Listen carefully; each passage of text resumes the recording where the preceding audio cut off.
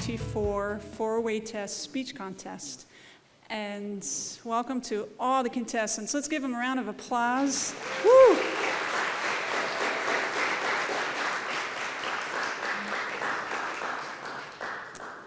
So I am Lucy Morris. I am your committee chair for this contest. And if you need to use the restroom, it is through that exit sign downstairs. If we need to leave the building for fire, go down those stairs. I would not use that elevator. There is a roof access over there, but they prefer we go down that way. And we have, I'm not sure, 16 contestants right now in the house. And I'm going to introduce our MC for the evening, Warren Emily.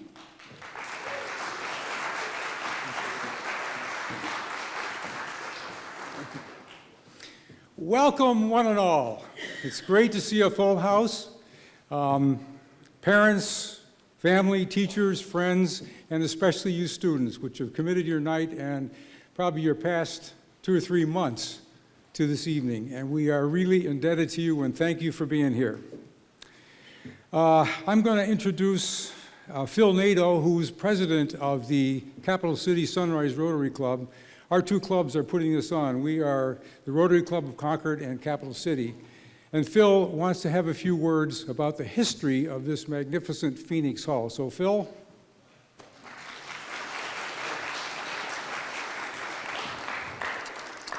Thank you. My instructions were to keep this under 3 minutes, so thank you, Lucy. Good evening.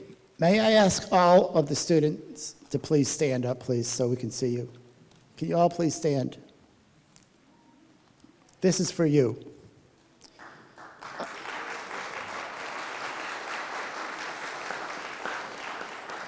On March 1st, 1860, Abraham Lincoln volunteered to stand on this stage, this very stage, in this old Phoenix Hall, and address a crowd of strangers, where many of you are visitors, are seated now. He had selected a topic of interest to him and chose his words very carefully so as to convey his message in a manner that was convincing and would reflect, in his own words, and I quote, "the better angels of our nature."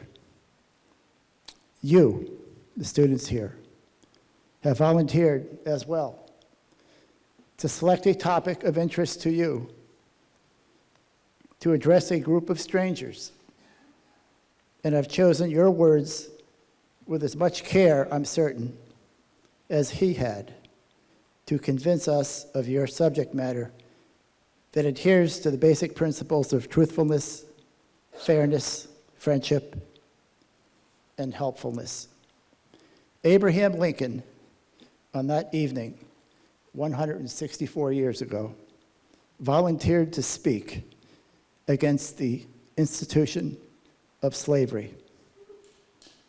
And in doing so, accelerated a campaign that would decide the fate of our nation in the course of our history. He would later become our 16th president and our greatest orator. You, our students, as much as Abraham Lincoln had become, are our future leaders. You, as Abraham Lincoln had demonstrated, will not fail this evening, for you have taken those first bold steps required of any meaningful, worthwhile endeavor. You have volunteered your time. You've prepared yourself. I know that for certain. You did your homework, and you showed up. You're here. And we are here to listen to you.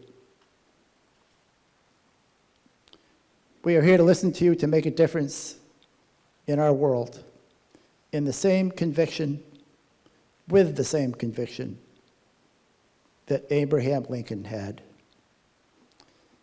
So this evening, enjoy yourself. Have fun, and go for it. Thank you.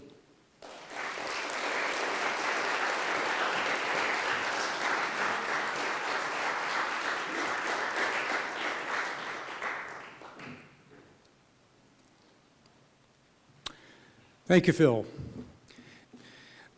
Just for those of you who may not know where this four-way test came from, I'm going to give you a little thumbnail history that I hope will put this in better context. The year was 1933. The United States of America was in a depression. Businesses were going bankrupt. It was a terrible time emotionally for the United States of America and her citizens. Let's go to Chicago, Illinois. There was a company that made pots and pans and carrot peelers. Club Aluminum Products was their name, but they were going down the tubes, not because their product was bad, but because they couldn't sell anything and the money wasn't coming in. And so the president of that business said to his middle-level manager named Herbert Taylor, "Herbert, you're a smart guy. I want you to figure out how you can get our business back online so we can start selling some products." And he said to himself, you know, our product is not the problem, it's good. It has to do with how we relate to each other and we make this business internally run, the emotional contact of all the people in that company. Because they were dissing each other and not saying nice things, and really it was an uncomfortable place to work. And furthermore, their customers were saying, we're not going to deal with these guys. They don't have anything good to say about us. We're not going to say anything good about them. You get the idea. He said, well, let's do something in our company where we can really relate to each other in a cordial way and bring out the best in each other. And then our product, which will sell itself, if we can just kind of introduce it, we're there for you, we'll support you, and so on. Herbert Taylor then devised the four-way test, and you know, if you don't know it by now, folks, I'm not going to recite it for you, but you know what it is. And the company turned itself around. It became very productive, a fun place to work, and it avoided bankruptcy. The four-way test was adopted by Rotary International in 1943 as one of its mantras. And I'll tell you one other little tidbit about the four-way test. You remember Buzz Aldrin? In the 1960s, he flew to the moon. He was one of the first people to set his foot on the moon. He planted a four-way test pin on the lunar surface. So if you guys ever get to the moon, look around. Anyway, so that's it. Judging of this contest is based on four things, basically. The judges are going to look to see, is this a timely topic? They're going to look to see how organized your talk is. You're going to introduce it. Are you going to develop that and you finalize it? You know, organization of the speech. How you deliver it. If you're up reading your test like this, reading your speech, that's not really as good as trying to convince all of these people in this room that you have a great idea. So delivery is also judged, but the most important is that you include the elements of the four-way test in your thought process and how you reach the decisions you did about constructing your speech. We had 21 contestants sign up. I believe 16 are here tonight, so it's going to be a rather long evening, and I beg your indulgence. And in line with that, if you need to use the restroom, as Lucy, I think, said, this is the third floor. You got to go down to the second floor. The stairway over there takes you down, or the elevator. Try to leave between speeches and not during speeches out of respect for the person who is speaking. There's food. It's free. Please indulge. There's more food than anyone else. I mean, I don't know what we're going to do with all that food. And a handout and a hand of applause for Joyce for bringing all that food and water.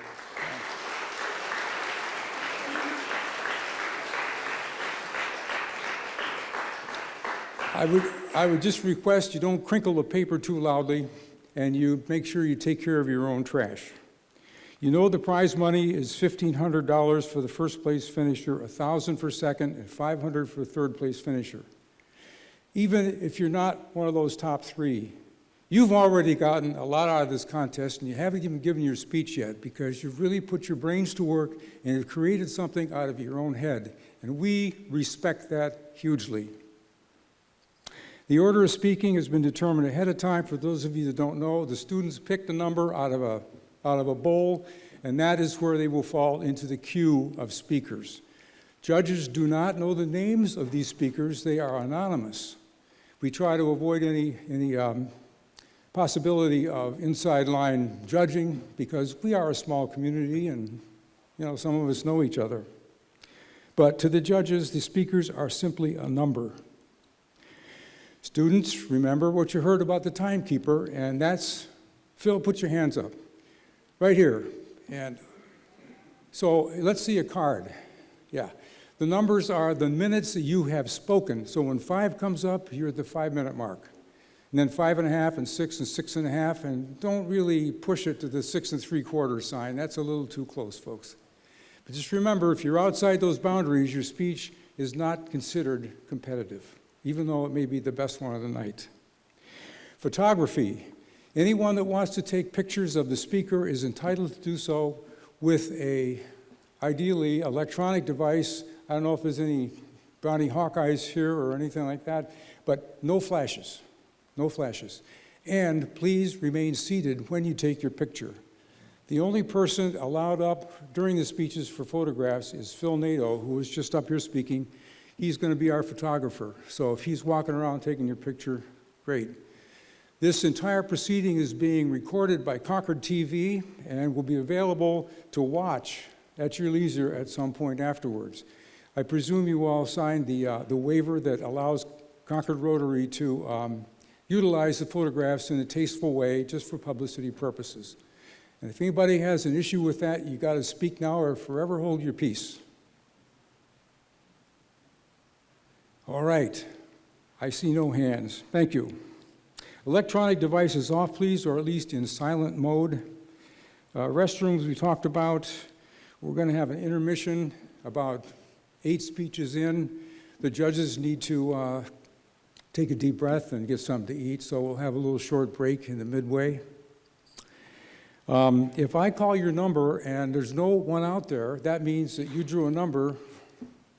That means that the number you drew is not you. That's not right. Forget that whole statement. That was totally wrong. Well, what I want to say is if I call a number and nobody comes up, I'm going to call the next number. But you can kind of know where you are so you can get your head and your heart and your stomach all set to go. You know where you're coming. At the end of the contest, all speakers will come forward onto the stage and we'll have a group photograph. I will call upon each of the speakers to introduce themselves by name and school, and I'll ask you, well, what do you think about your future, or words to that effect, and you can just take off on that any way you want. Anyway, don't worry about that part now. We got to get this contest going. So, for the start of the contest, it is my privilege and pleasure, and by the way, if you want to use the mobile microphone, let me know ahead of time. Some of you want this podium moved off. Just let me know when you get up here, because as I told you folks, your timer doesn't start until you utter your first word. So let's get the stage comfortable for you as a speaker. All right, you all got that? Okay. Speaker number 1, are you ready? Speaker number 1.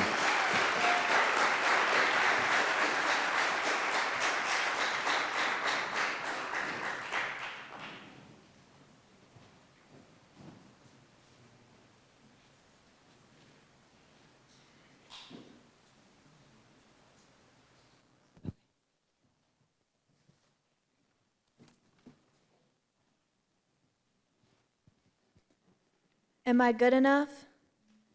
Am I good enough? Will I impress my coaches?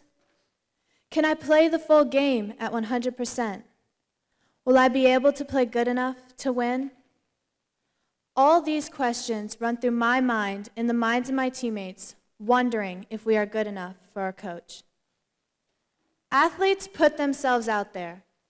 They are left in the hands of their coaches, be they good or bad. Bad coaches come in different forms. They could have a bad temper, or just not know how to coach the players in front of them. Let's put this through the four-way speech test. First, is it the truth? Former Louisville coach Rick Pitino was not necessarily bad to his players, he just broke rules left and right. He was involved in many scandals and broke 8 NCAA rules so bad that the NCAA recommend that the school disassociate themselves with Pitino. He was involved in scandals like prostitution and paying money to recruits.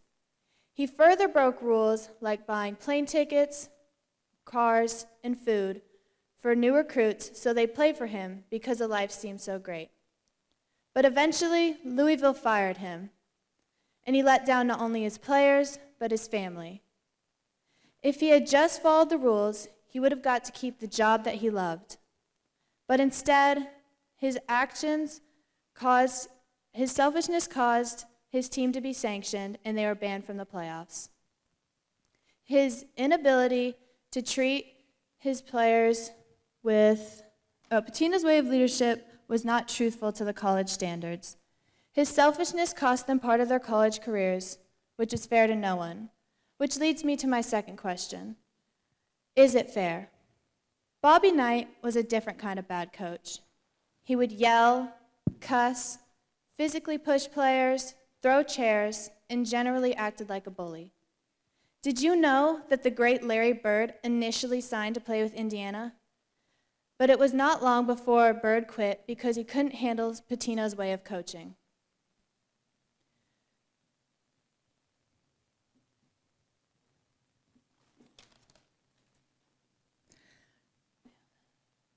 Bird went on to Indiana State and ended up taking them to the national championship.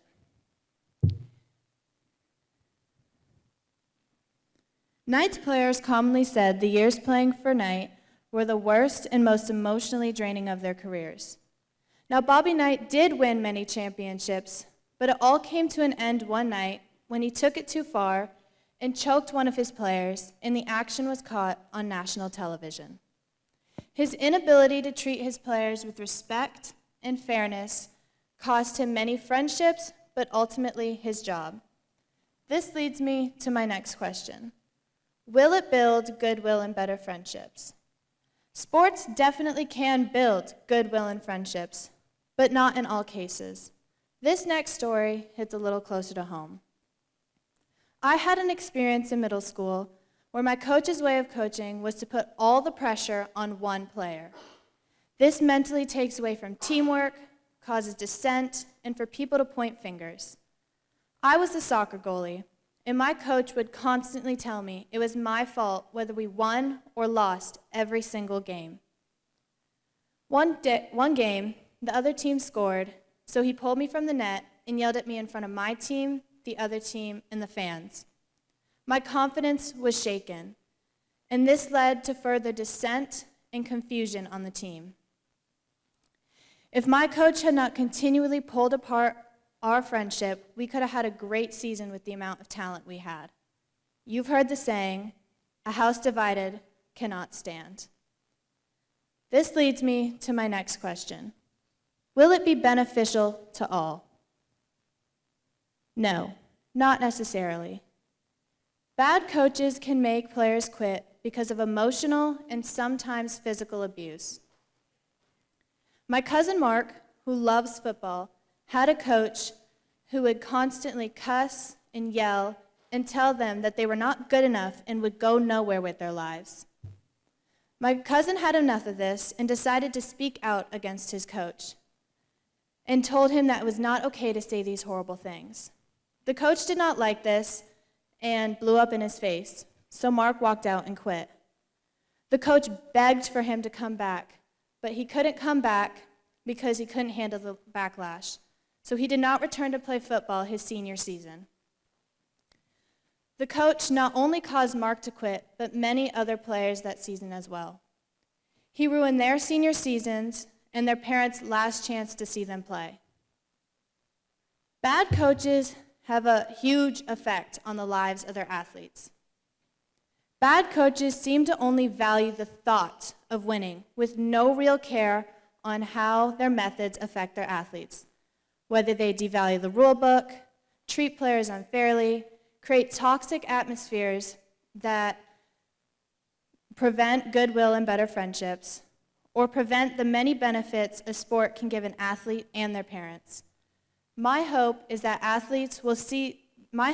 coaches will see themselves as teachers of the game so that they may learn the thrill of hard work and teamwork so they can enjoy the game they chose to play. Thank you.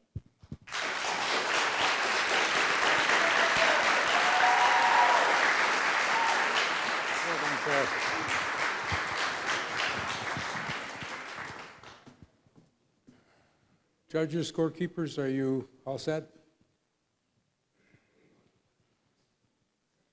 Give me a thumbs up if you're ready.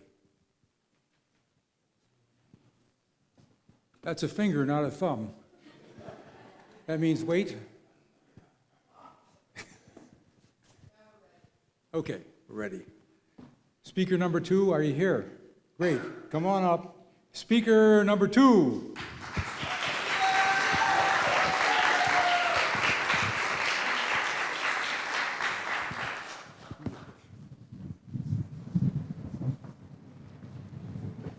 Want the handheld? I would love it.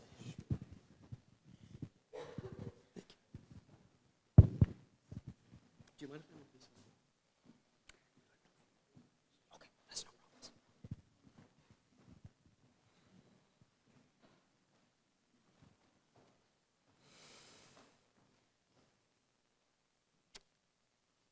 I remember that feeling. When I was young, and I used to visit my parents in Baltimore, my grandparents, that is. If I was lucky enough, I could hear them conversing in Tagalog. Both immigrants from the Philippines, Tagalog was their native language. And each time I happened upon them conversing together, those undulating G's, those long, outstretched A's, and those clipped L's, the fascination and connection that I felt. I knew when I saw them speaking together that that language was more than just a means of communication.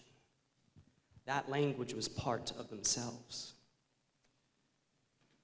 I wish that our students in high school and college, or even in middle school if you're lucky enough, truly understand the value of the languages that they're learning, because language is more than just a means of communication. Language builds the brain. It helps build the cognitive functions. It improves memory. It improves cognition.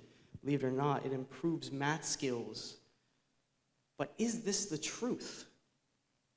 That languages are so beneficial, particularly to our youths? Absolutely. Hundreds of studies from the National Library of Medicine detail the wondrous works that learning a language has on the brain. From studies even as far back as the 1950s through 2009, 2023, all of these studies point to one singular fact, that languages are essential to a developing mind. These studies show that learning these languages helps children learn how to problem solve. Piecing together words, it helps them piece together puzzles. Piecing together words, they can understand the meaning behind these words, and language is more than just a facade of words. Language is deeper. As I mentioned before, language is about the person. When these children learn these languages, they interact with the world. Language is an interactive and communicative activity. Language is about building community. Language is about understanding. So when I say that languages are essential to a developing mind, I'm saying that language learning is essential to a learning mind. But is it fair? Is it fair for all concerned to learn languages? And this could go two different ways, and I would say that unfortunately, it is more unfair. Now, how could it be more unfair if I said that it is a communicative effort? Well, opportunity. Not all places have the same equal opportunity to learning a language, because language requires a master. It requires outside exposure. And without that exposure, I'm sorry to say, but if you're not self-motivated enough, you're at a disadvantage. Not only a disadvantage in the adaptability of your mind and the processes of your mind, but you're at a disadvantage in the job market. Studies and surveys that have detailed job opportunities and job candidates from around the country and even internationally have stated the absolute imperative nature that a bilingual or someone whose aptitude in their language is quite proficient. Because nowadays, language and the global community has become so interconnected. Businesses are more than just a single local place. Businesses are an outreach to others. And when you have the ability to communicate not even in your own tongue, but in that of another's, your usability is so much higher. When you learn a language, you put yourself at an advantage over other job candidates. When you learn another language, you put yourself at an advantage interpersonally. Studies have also shown that by learning another language, you better understand English. Now, does it build goodwill and better friendship in that respect? Of course it builds better friendship and goodwill. As I mentioned before, language is an interconnected, it's a cultural, it's a communicative experience. When you learn another language, it is the act of building goodwill and better friendship, because can you talk in another language to yourself? Sure, I guess. But that's no language at all, because language requires community. Language requires a community to function. Language requires you and me. It requires culture. It requires understanding. And through this understanding, we build relations with other people from across the globe whom we would never have thought to have built such relations with. Which is also precisely why it is beneficial to all concerned. Can you imagine the impact that you have on another person? Take even the exchange students in our own school. Can you imagine the impact on that person to know that they feel welcome if you at least attempt to speak to them in their tongue? Do you know the absolute impact of attempting to connect with another person?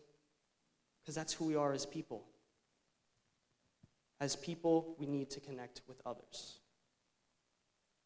And language makes that even more than possible. So when I say that language is important for youths, I mean it.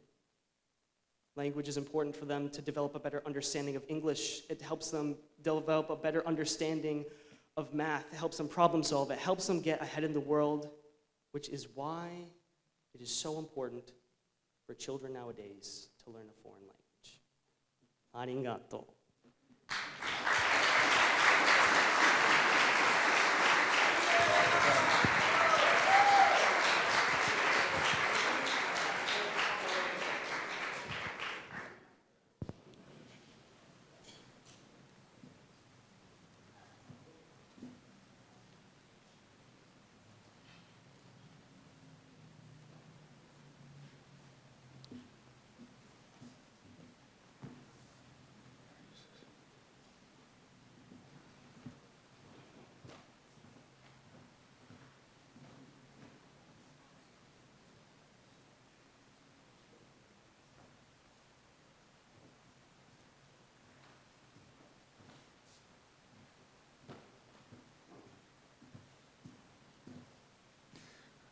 Let's welcome speaker number 3.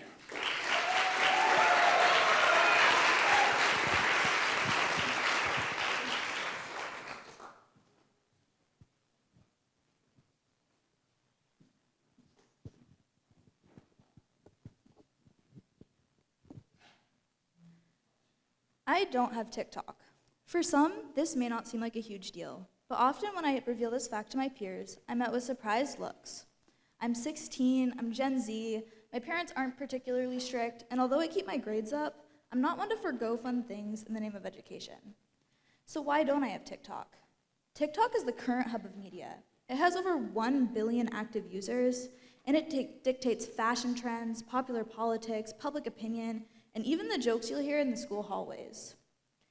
For me, my experience on TikTok began during the COVID-19 pandemic, as it did for many others. I spent my most significant developmental years on the app using it constantly. There were days that I exceeded 13 hours of screen time, not shockingly, on TikTok. As I scrolled away hours of my preteen years, I was easily sucked into the many different trends and aesthetics on TikTok. I threw myself wholeheartedly into different subgenres of personality, following the newest trend each week. I had so many identities, yet somehow none of them seemed to stick. In the fall of my sophomore year, I began to take harder classes, and my addiction to TikTok became glaringly obvious. I decided I wanted to delete the app. Honestly, it didn't make a huge difference. I decided that maybe TikTok wasn't so bad after all, and I re-downloaded it. I remember scrolling through the app in my bed that night, and it felt so good. I returned to my old routine. Months later, I began to feel the same desire to delete TikTok, so I deleted the app once more. This time, everything changed. I come to you to persuade you of the detrimental impacts of TikTok on our society. To do this, I will put it to the Rotary 4-way test. To answer the first question, is it the truth? No, TikTok is far from the truth. It creates bubbles of thought in society that make it seem as though everyone believes certain things, when in reality, this is far from the norm, and most people are reasonable when you actually talk to them.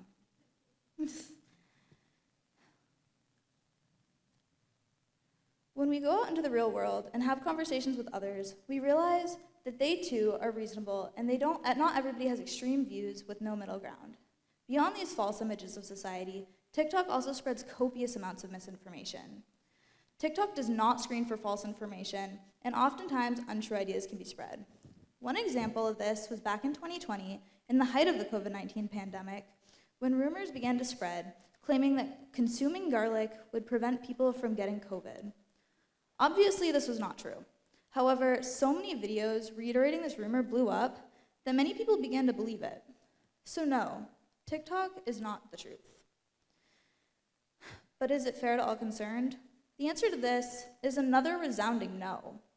The impact TikTok has on both society and the environment is extremely unfair. The micro-trend cycle, or cycle of trends that emerge quickly and fall out of popular fashion even faster, leads to rampant consumerism, often from harmful fast fashion brands like Shein. In an environmental landscape where 92 million tons of fashion waste ends up in landfills each year, it becomes unacceptable to purchase new clothing every time we see it on TikTok. The microtrend cycle is largely contributed to by the aesthetic community culture on TikTok. Although it may seem fun to fit into the newest trends or aesthetics on TikTok, buying the new garments for the look every single time you see them on TikTok is extremely damaging to our environment. For many, the ethical implications of purchasing new clothing every time you want it is not outweighed by the desire for new clothing at cheap costs. So no, TikTok is not fair for all concerned. Will it build goodwill and better friendship? TikTok won't. Deleting it, however, might. It's often pointed out that people have a much easier time being rude to someone online than they would in person. Cyberbullying is a term so overused that it seems to have lost its impact, but the concept is still real. If you open up a TikTok comment section, you will see so many people making obscene comments about people's weight, humor, style, body type, body count, and much, much more that you'll be horrified. People have become extremely mean, and this has begun to translate to real life. Although most people will keep these harmful comments on their phones, younger generations have begun to see this hostility as the norm, and it's beginning to appear in real life. Elementary school teachers have reported the worst, hardest to handle students of their careers. So no, TikTok will not build goodwill and better friendship. Will deleting TikTok be beneficial to all? I say yes. For me, deleting TikTok changed my life for the better. I realized once I had no outlet to ignore my life, I realized that I had a lot of time in the day.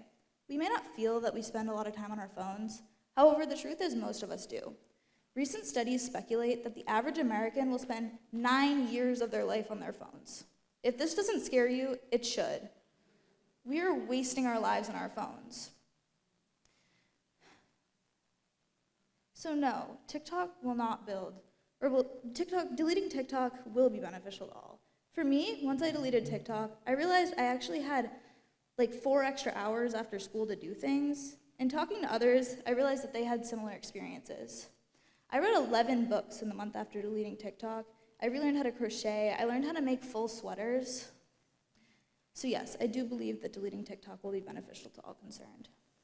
For some, this speech may have felt like your mom rambling on about being on that damn phone all the time, but I hope it stuck with some of you. TikTok is slowly ruining us. If you feel that your life lacks meaning, or you don't have enough time in the day, or that you're too easily influenced, or you have too many clothes, or even that you've become a little mean, it might be time you consider deleting TikTok.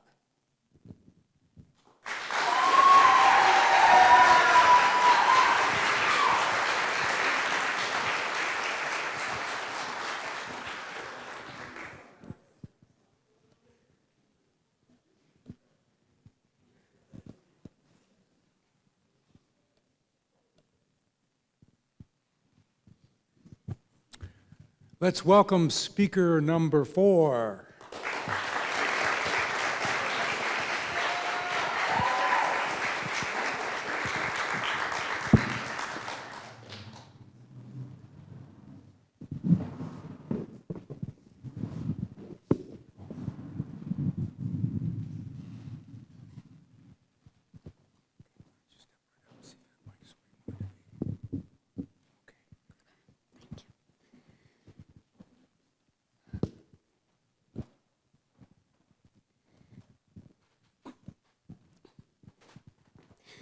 When you pick up a book, do you ever think about how it came to be? Do you ever find yourself wondering how this piece of literature came to your hands? I'm guessing that you, unless you're a big book nerd like me, have not. You haven't stopped to recognize that this book you're holding is part of only a select few books that was lucky enough to make it to publication. I bet you will realize this after my speech. The Rotary 4-way test raises 4 questions. The first, is it the truth? Is it true that a book's odds of getting traditionally published is only 1% to 2%? Yes. Traditional publishing is what most people view as the normal way books are created. When an author finishes their book, they query an agent, and this agent helps them get published. This is the basic process, if only it were that easy. Before an author lands a literary agent, they may send tens, even hundreds of query letters asking an agent for representation. And even if you acquire an agent, your book still may very likely die while on submission to publishers. The luck involved in traditional publishing is not something that most people possess. It is unfortunate, but nevertheless, it is true. Alex Astor, the best-selling author of TikTok sensation Lightlark and its sequel Nightbane, is a prime example of the luck involved in the traditional publishing industry. In March of 2021, Astor posted a video teaser about the novel she was writing, Lightlark. The TikTok algorithm took her video to the top, gaining Astor millions of views and a traditional publishing deal with Amulet Books. But the question is, why Alex Astor? Why did the algorithm choose her book to send to the top when there are aspiring writers, myself included, posting the same types of videos every single day? The answer is that there is no reason. Astor's success on her video is merely luck of the draw and possibly good timing. This is not to say that Astor's book does not deserve the fame it has gained. I am merely trying to highlight how much her success can be attributed to plain old luck. Is this fair to all concerned? The answer is absolutely not. I am a firm believer that each and every book has its own place in the world. Every book has the potential to become at least one person's favorite, and that must count for something. So is it fair that the only books that get published are the ones the publishers deem the most profitable? For the publishers, the answer would be yes. For the writers that bleed onto the pages they create, spending years of their lives obsessing over every sentence they string, crafting the book that is perfect in their eyes, only for it never to make its way into the world? No, this is not fair to anyone. It might make their writing better, but it will not make dreams come true. The next question asked by the Rotary four-way test: will it build goodwill and better friendship? Does the selective nature of the publishing industry establish goodwill with authors? No. Does it build better friendships with readers who hear about a book on a small social media account and are desperate to read it only for it never to go to print? Again, the answer is no. Does it build goodwill between the publishers and the few authors that are lucky enough to be published? The answer to this question is yes. On May 2nd, 2023, the Writers Guild of America started a stop of work that would last 148 days. This strike was caused by the unmet compensation for Hollywood writers. This goes to show that the writing and publishing industry has been treating writers unfairly for a while now, only paying the big money to those in the top of the industry. The A-list screenwriters and most famously known authors are the ones benefiting from big publishing houses. Does this sound like it builds goodwill and better friendship between all writers and publishers? No, it most certainly does not. The fourth and final question of the Rotary four-way test asks, will it be beneficial to all concerned? Rebecca Thorne, a well-established author who has gone through both traditional as well as independent publishing, recently posted a video on exactly what I have been rambling about for the last 4 minutes. It takes an incredible amount of luck to build a successful writing career. As a writer myself, I find this fact to be incredibly daunting. After researching the different routes I could go with my publishing journey, I decided on self-publishing for several reasons. My biggest reason was that I believed in this book. I am not a gambler. I did not like the idea of rolling the dice and placing the fate of my book's future on the slim possibility that it would get picked up by publishers. I, like many others, chose to pursue my dreams now rather than spend months in the querying trenches where my dream may never get realized. Because what if I was not part of the 1% to 2% that has the luck to be successful in the traditionally published world? After all, in the world of writing, I am a minority. I am 17 years old, and therefore, many people will not accept the fact that I could write what is, at least in the opinion of myself and my readers, a decent book. In fact, I cannot even submit to many publishing houses because I'm under 18. Another example of how writing is based in luck. Had I been just 1 year older, my journey could have been vastly different. The last question of the Rotary four-way test asks, will it be beneficial to all? Will the slim chances of success be beneficial to all those who went through the same thing I did? Those who want their stories out in the world but don't have the luck it takes to become traditionally published? No, it would not benefit us, and it would not benefit you, the readers of the world. Even now, we are missing out on so many amazing books just because the traditional publishing industry is so incredibly luck-based.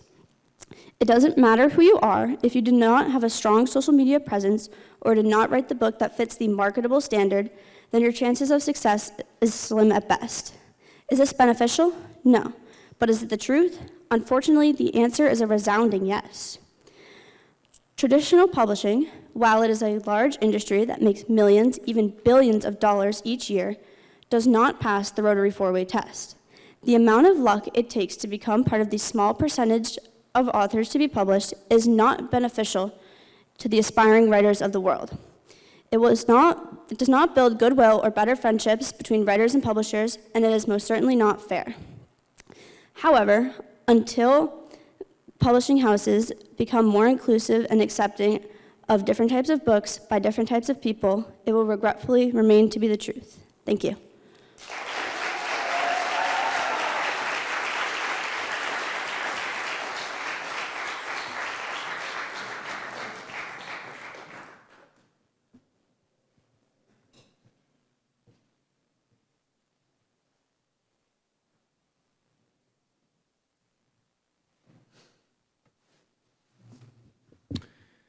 Let's please welcome speaker number 5.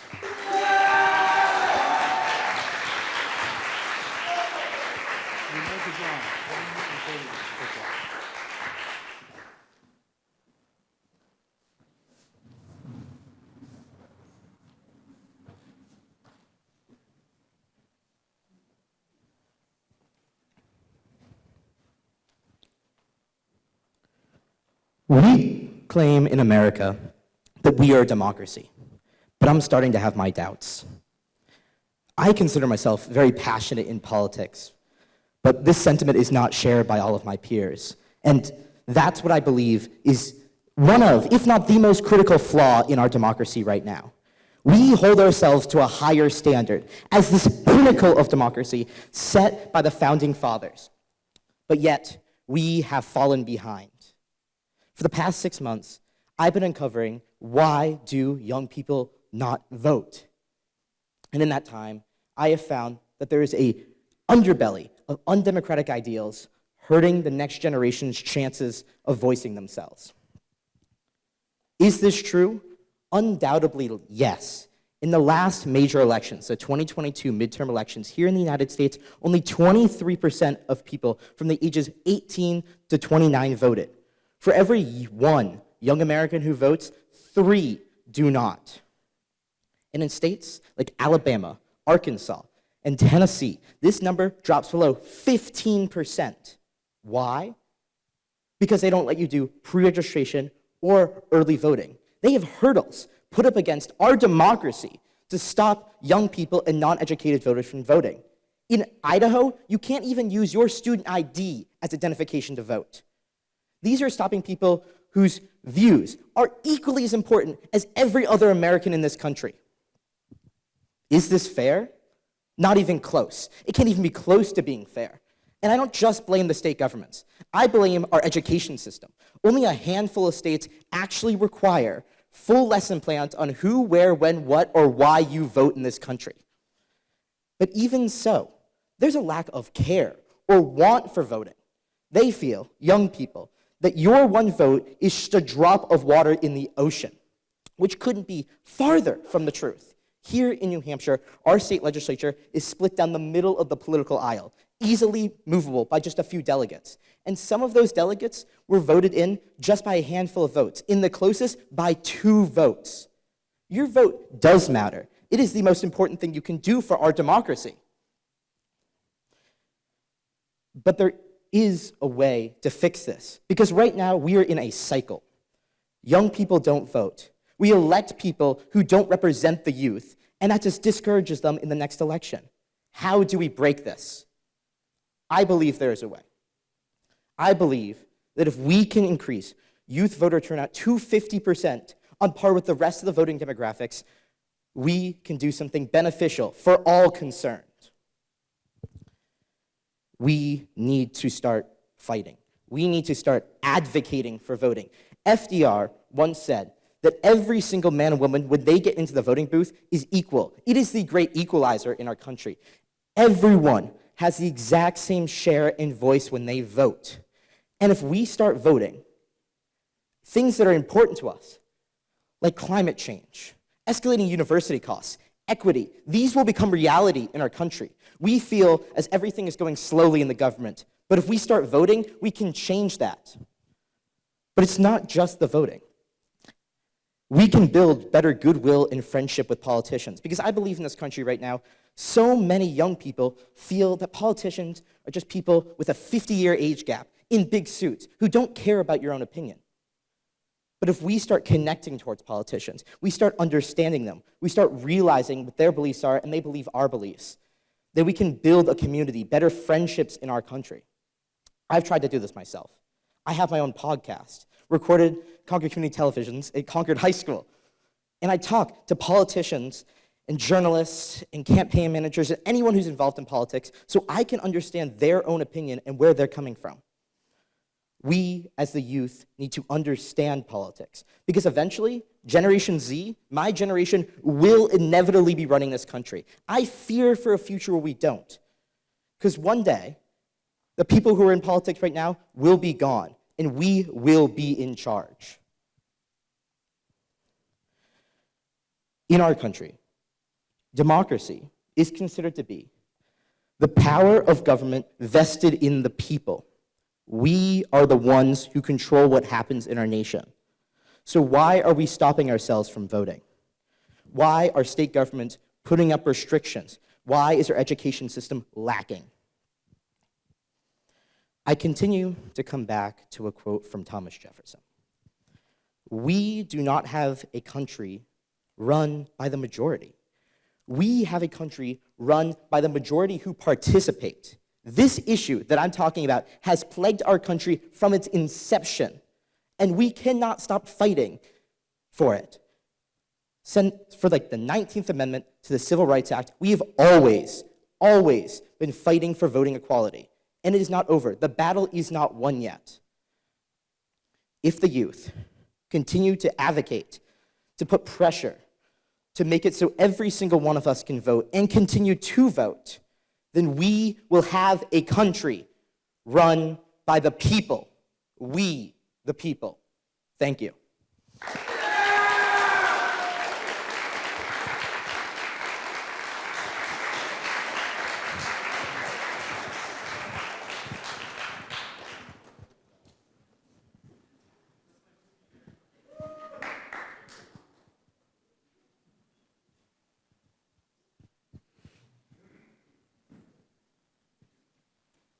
Let's welcome speaker number 6.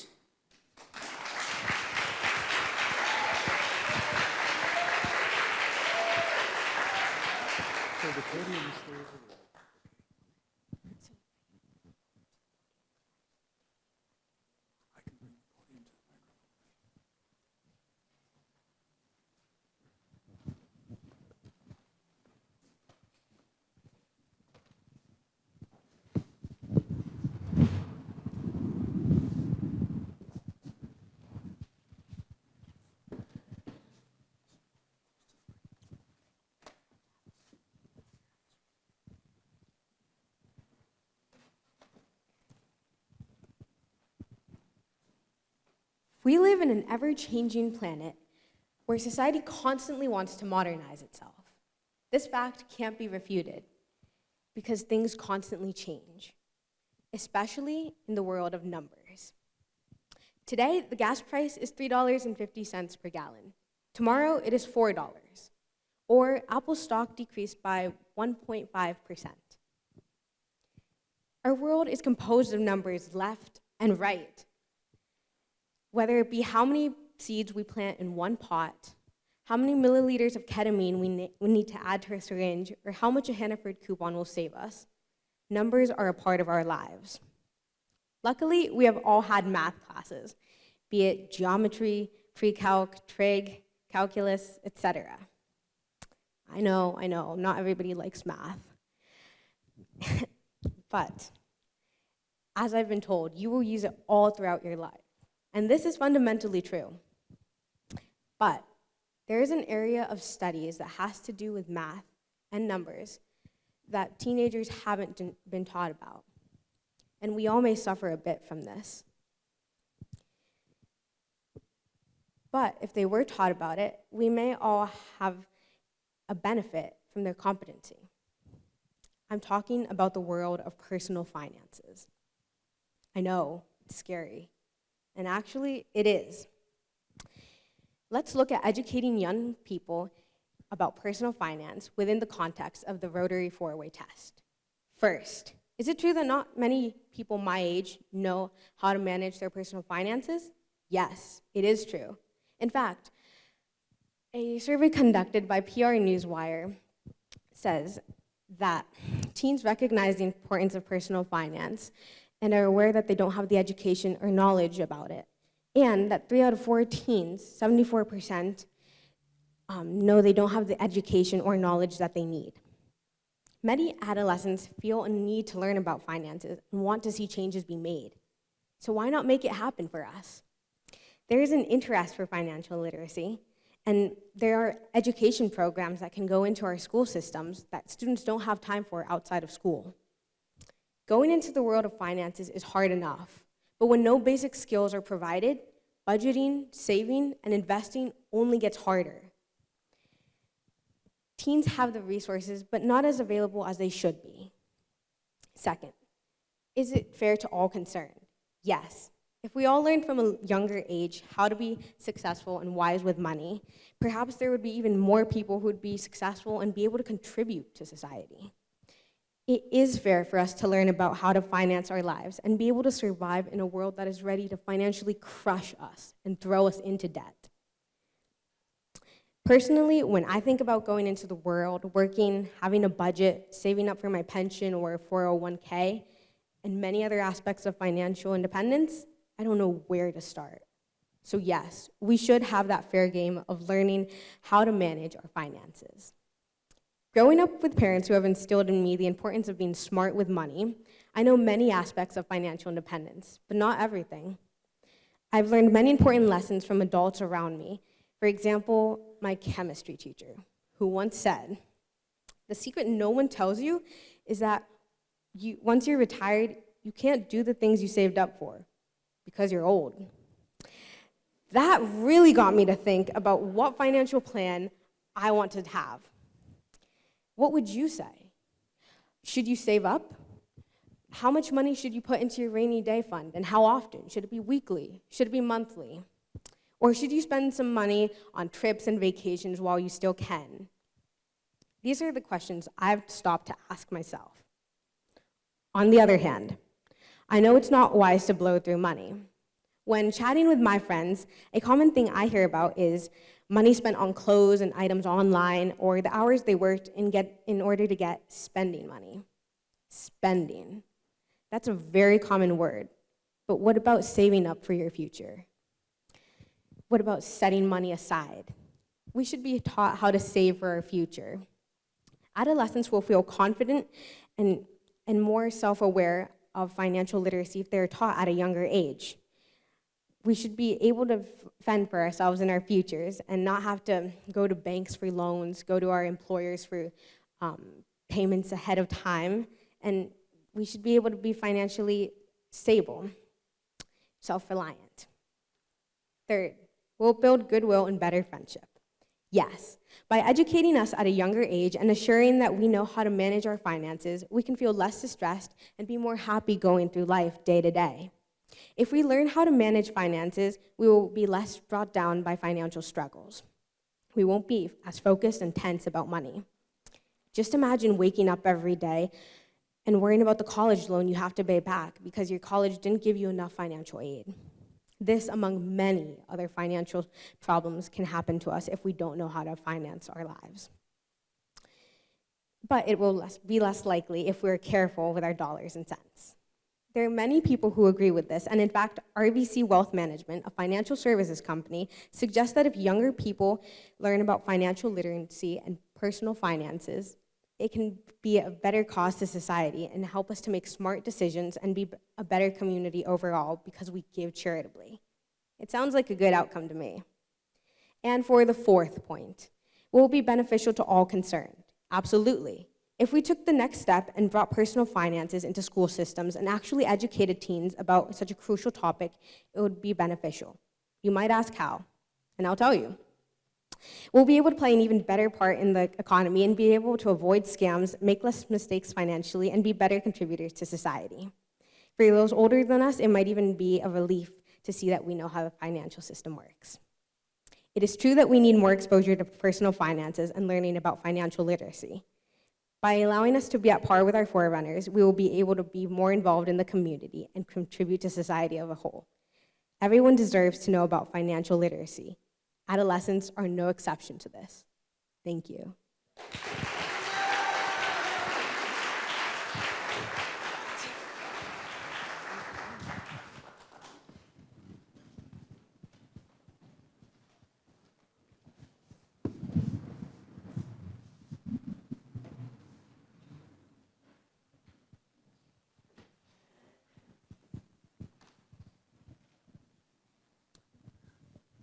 Let's welcome speaker number 7.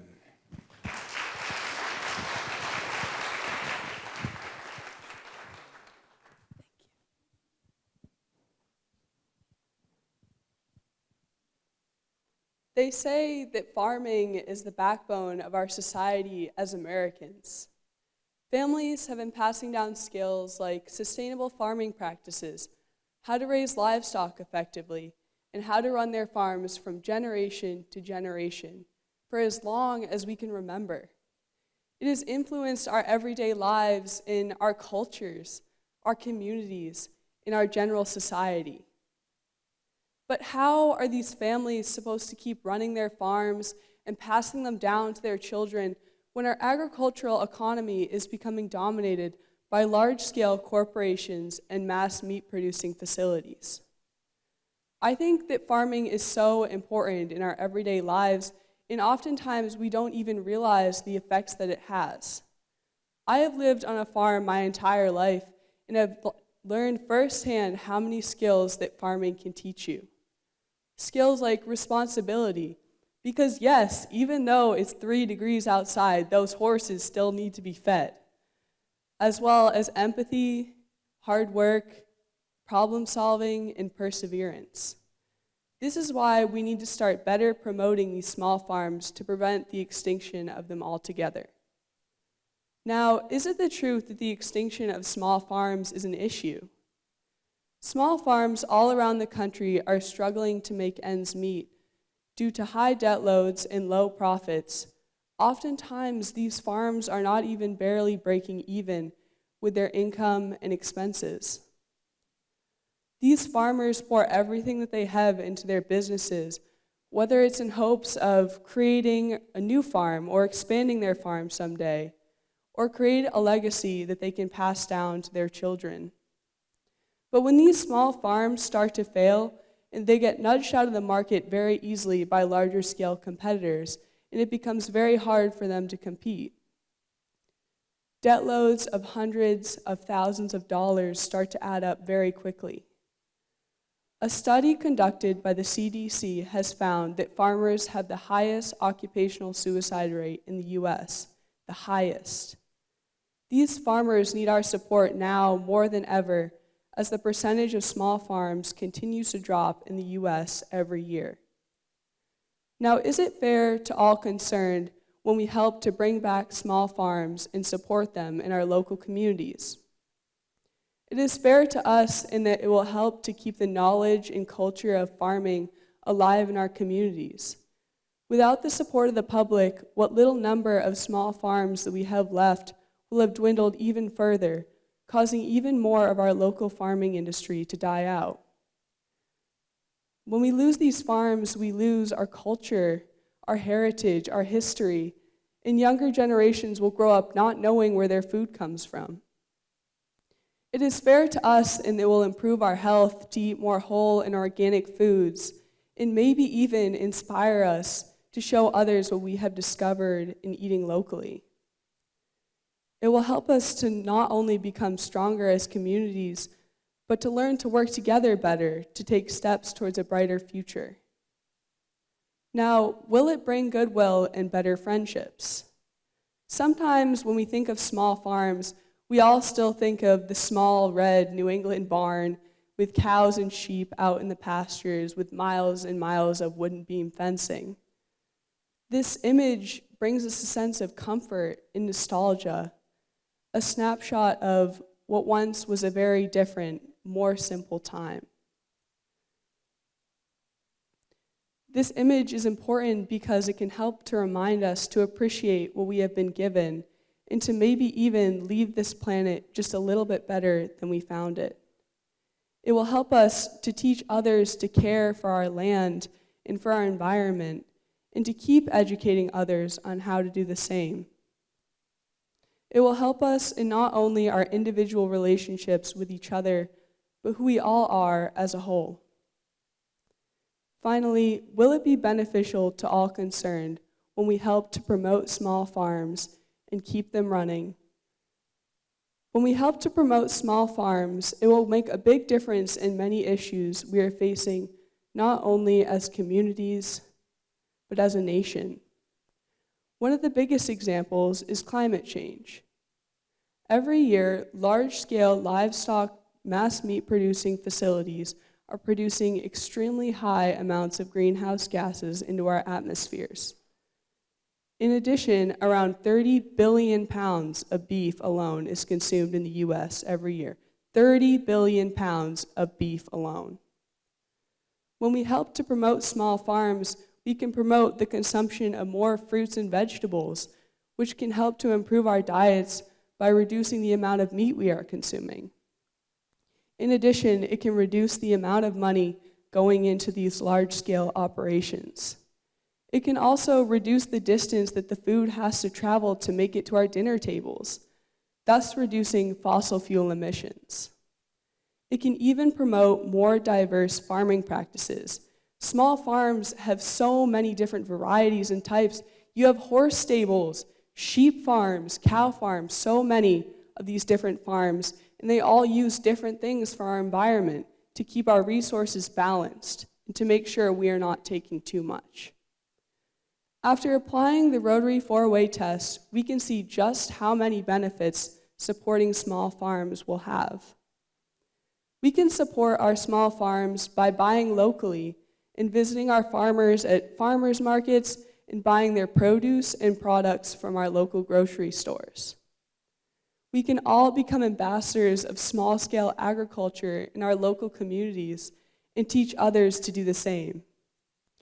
I believe that farming should not only be a connection that we rely on to survive, but a connection that brings us closer to one another. Thank you.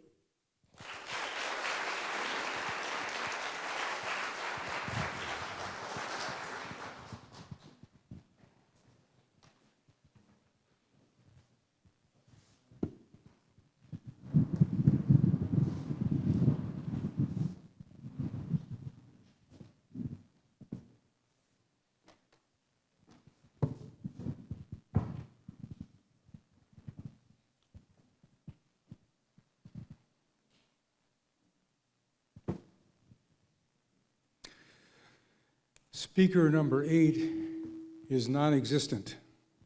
So we are moving to speaker number 9, and after this gentleman finishes his speech, we will have a 10-minute break. But don't go away yet, because here comes speaker number 9.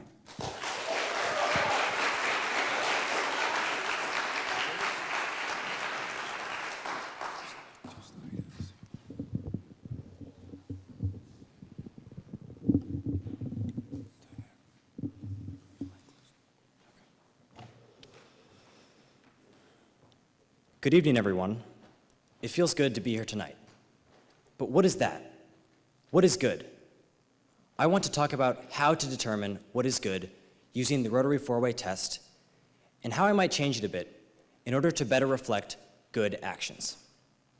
The Rotary 4-way test is a set of 4 questions that is used as a guide for ethical behavior. These questions are, is it the truth? Is it fair to all concerned? Does it build goodwill and better friendship? And is it beneficial to all concerned? My goal, determining what is good, is difficult.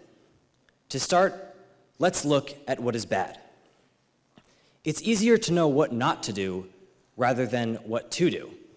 Most laws tell people what not to do. Fewer tell people what to do. Even in the 10 Commandments, there are 8 thou shalt nots and only 2 thou shalts. There are certain things that people should never do. For instance, commit murder, steal, or lie. It is harder to think of things that people should always do. While a good action can be beneficial to one group, the same action can be inappropriate or even hurtful to a different group. For example, giving 2 people peanut butter and jelly sandwiches. One person, you make their day because of your good action. The second person dies because they're allergic to peanut butter. This is why it can be difficult to determine a single action to always be good. Similarly, it is easier to determine what is wrong using the Rotary 4-way test as opposed to what is right. I'll use the example of theft. When you steal something, you are deceiving the business owner by doing something that is against their rules and doing it in secret to avoid being caught. That is dishonest. While everyone else is being honest and paying for their goods, you are taking it at no cost. That is unfair. Now that you have deceived the business owner and done an action that was unfair, you cannot promote goodwill or build friendships because of it. And finally, stealing would only be beneficial to you, not all involved. These things make the action immoral. Now let's switch over to an example of using the Rotary four-way test to determine if something is good.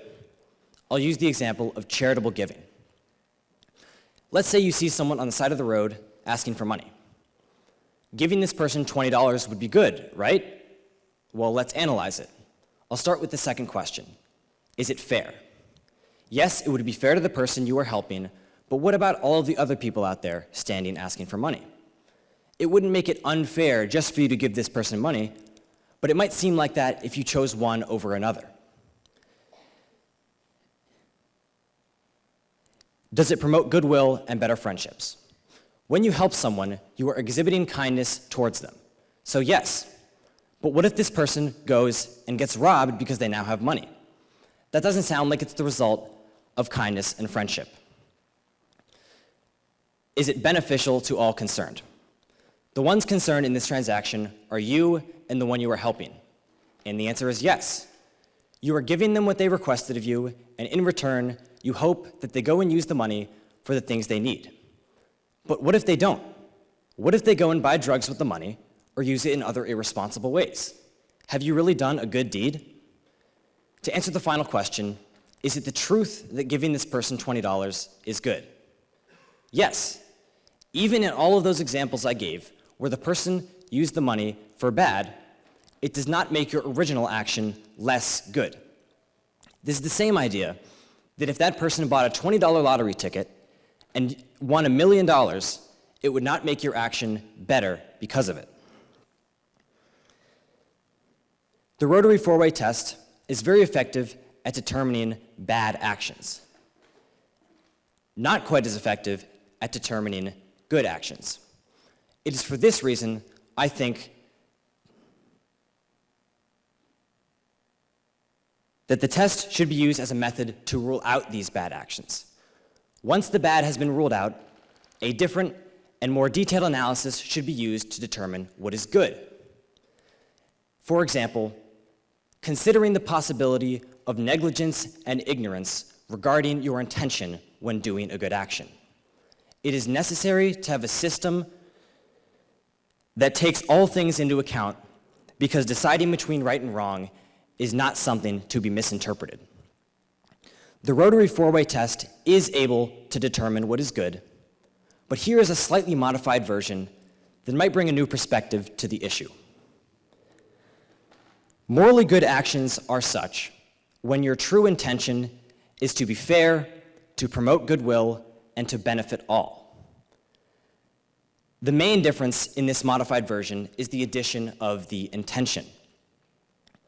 While the outcome of your action may not be good, if your intention is pure, your action is moral. Thank you.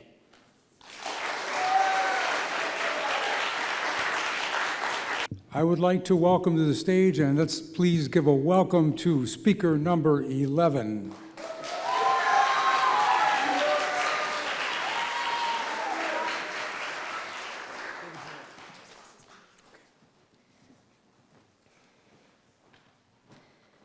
Happy International Women's Month. It can be argued that women and men have been on this planet for about the same time, so it begs the question, why do women need a month? I'd like to address two issues to explain this question: the pink tax and female-centric healthcare. In the US today, the price of pads and tampons has increased 10% year over year, causing a monthly financial burden.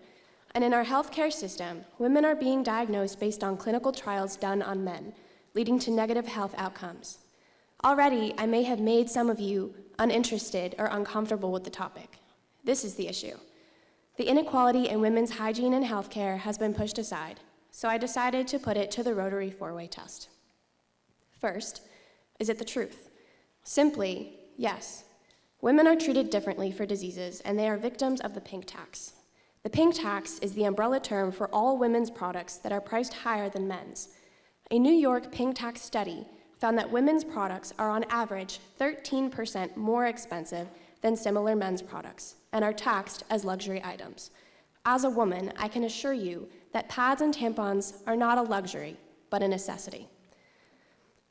In regard to medical issues, women who present with the same symptoms as men may not receive the same care due to the lack of diversity in landmark clinical trials. Janine Clayton, MD, Director of the Office of Research on Women's Health, says, much of medical science is based on the belief that male and female physiology differ only in terms of sex and reproductive organs. She explains that because of this, most research has been conducted on males. Due to the false notion that men and women experience disease the same, women are more likely to be misdiagnosed or prematurely discharged from the hospital. Further, since clinical tests have been conducted without female representation, the treatments that arise are based on dosages for men. Some medications tested for dose efficacy only on men can cause damage to the female body or may not even work. For example, antidepressants are more potent for women, causing more side effects than what men experience. Inequality of women's healthcare and hygiene is a fact.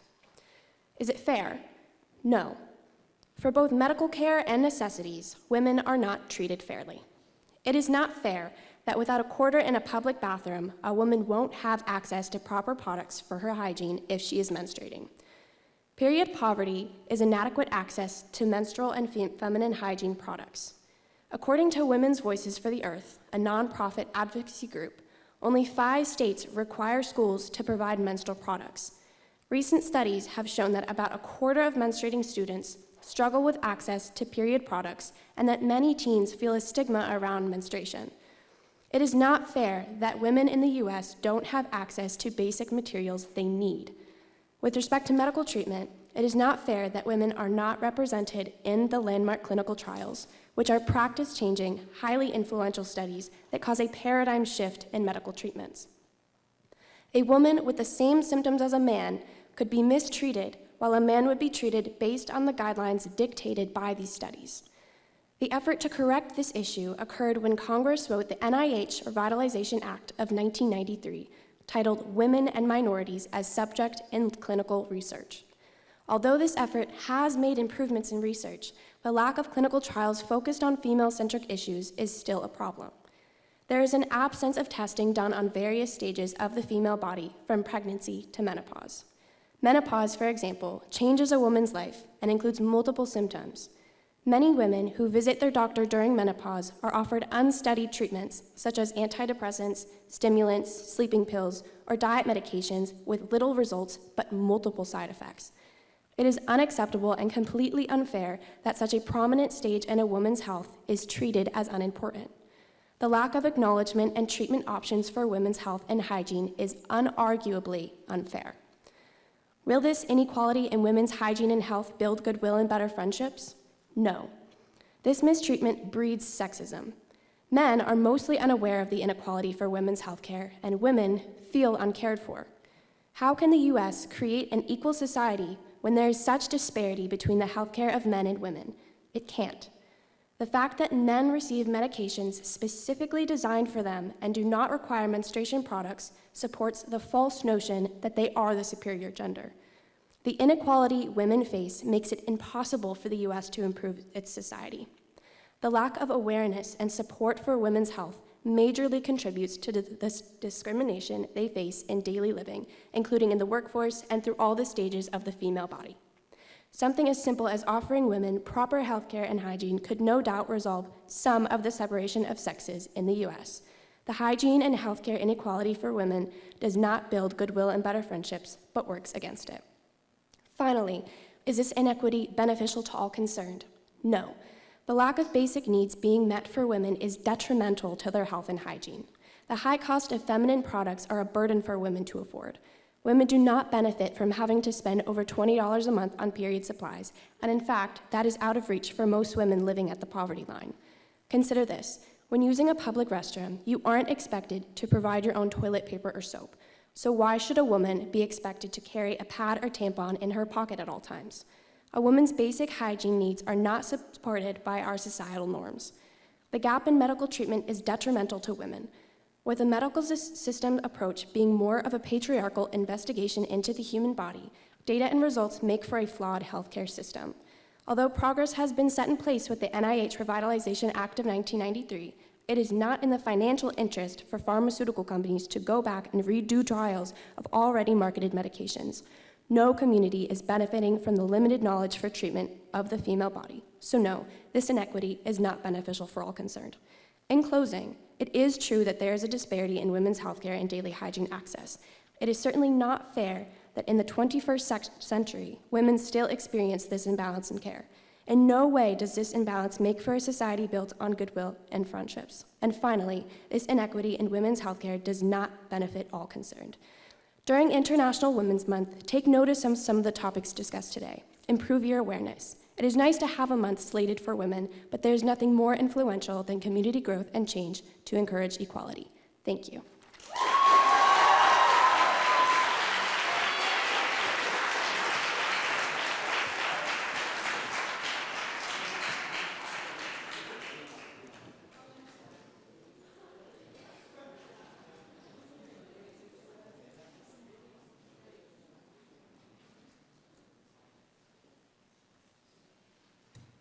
Speaker number 12 is not here, and so let us welcome speaker number 13.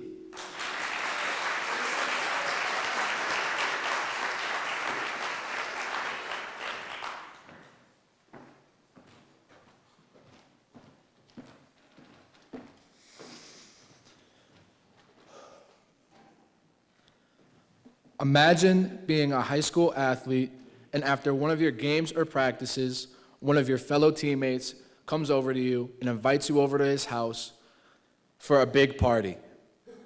He says it's going to be tons of fun and everyone's going to be there. You end up taking the invite and going and thinking to yourself, what could go wrong? When you get there, you're immediately hit with a cloud of smoke, and as you enter, you now see red Solo cups scattered everywhere. You begin to think to yourself, what did I get myself into? Today, I will be taking the negative effects of drugs and alcohol in teens through the 4-way Rotary test. Number 1, is it the truth? Number 2, is it fair to all concerned? Number 3, will it build goodwill and better friendship? And number 4, is it beneficial to all concerned? Number 1, is it the truth? Is it true that drugs and alcohol are a problem for teens? An underage child can start the long road of abusing and using drugs and alcohol with a little bit of peer pressure. Peer pressure can be as simple as, hey, try this. According to the National Survey on Drug Use and Health, out of 13.2 million that were surveyed, ages 12 through 20, 6.5 million stated that they have had at least one alcoholic drink in their lives. That's the shocking truth, that almost 50% of whom were surveyed had an alcoholic drink, which could lead and introduce the start of an underage addiction. Number 2, is it fair to all concerned? It is not fair to the young children and teens now addicted who were influenced by their peers.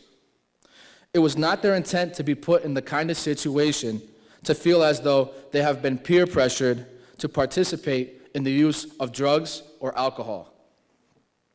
It is not fair to the young children, whether the young children that were exposed to the usage of drugs, whether their usage was by choice, trauma, genetics, parental or peer exposure, as stated in the Medline Plus article, Drugs and Young People. It is not fair to all that are concerned because people have to watch their children, brothers and sisters, peers or coworkers suffer from the worldwide epidemic of substance abuse. Number 3, will it build goodwill and better friendship? The answer to that is no. Drugs have a negative effect on relationships with friends, family, and work relations.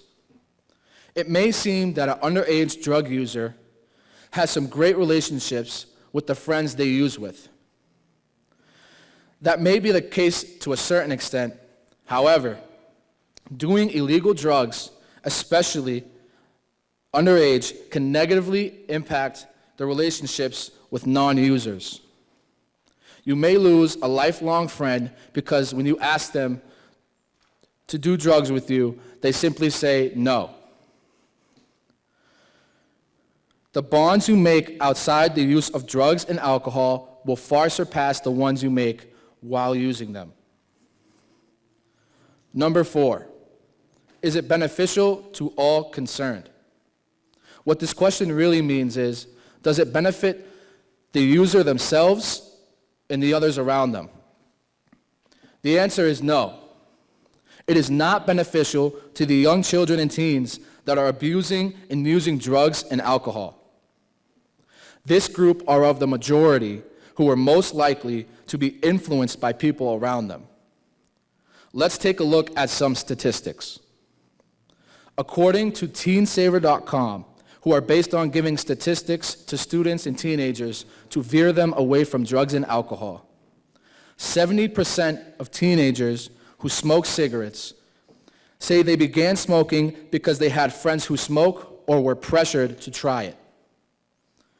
55% of teenagers who try drugs self-report doing so because of peer pressure.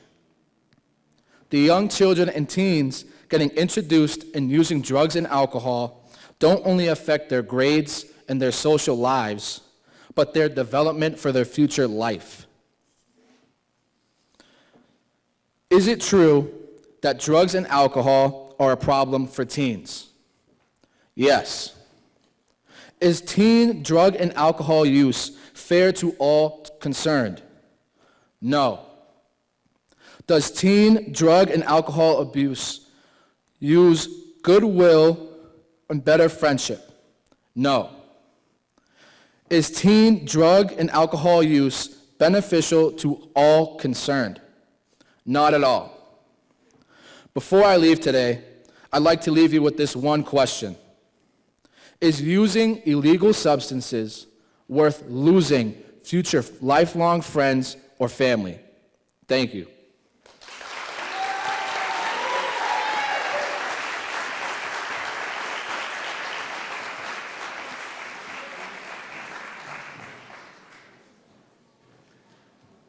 Speaker number 14 is not here, so Speaker 15, would you ramp up and we'll call you up shortly.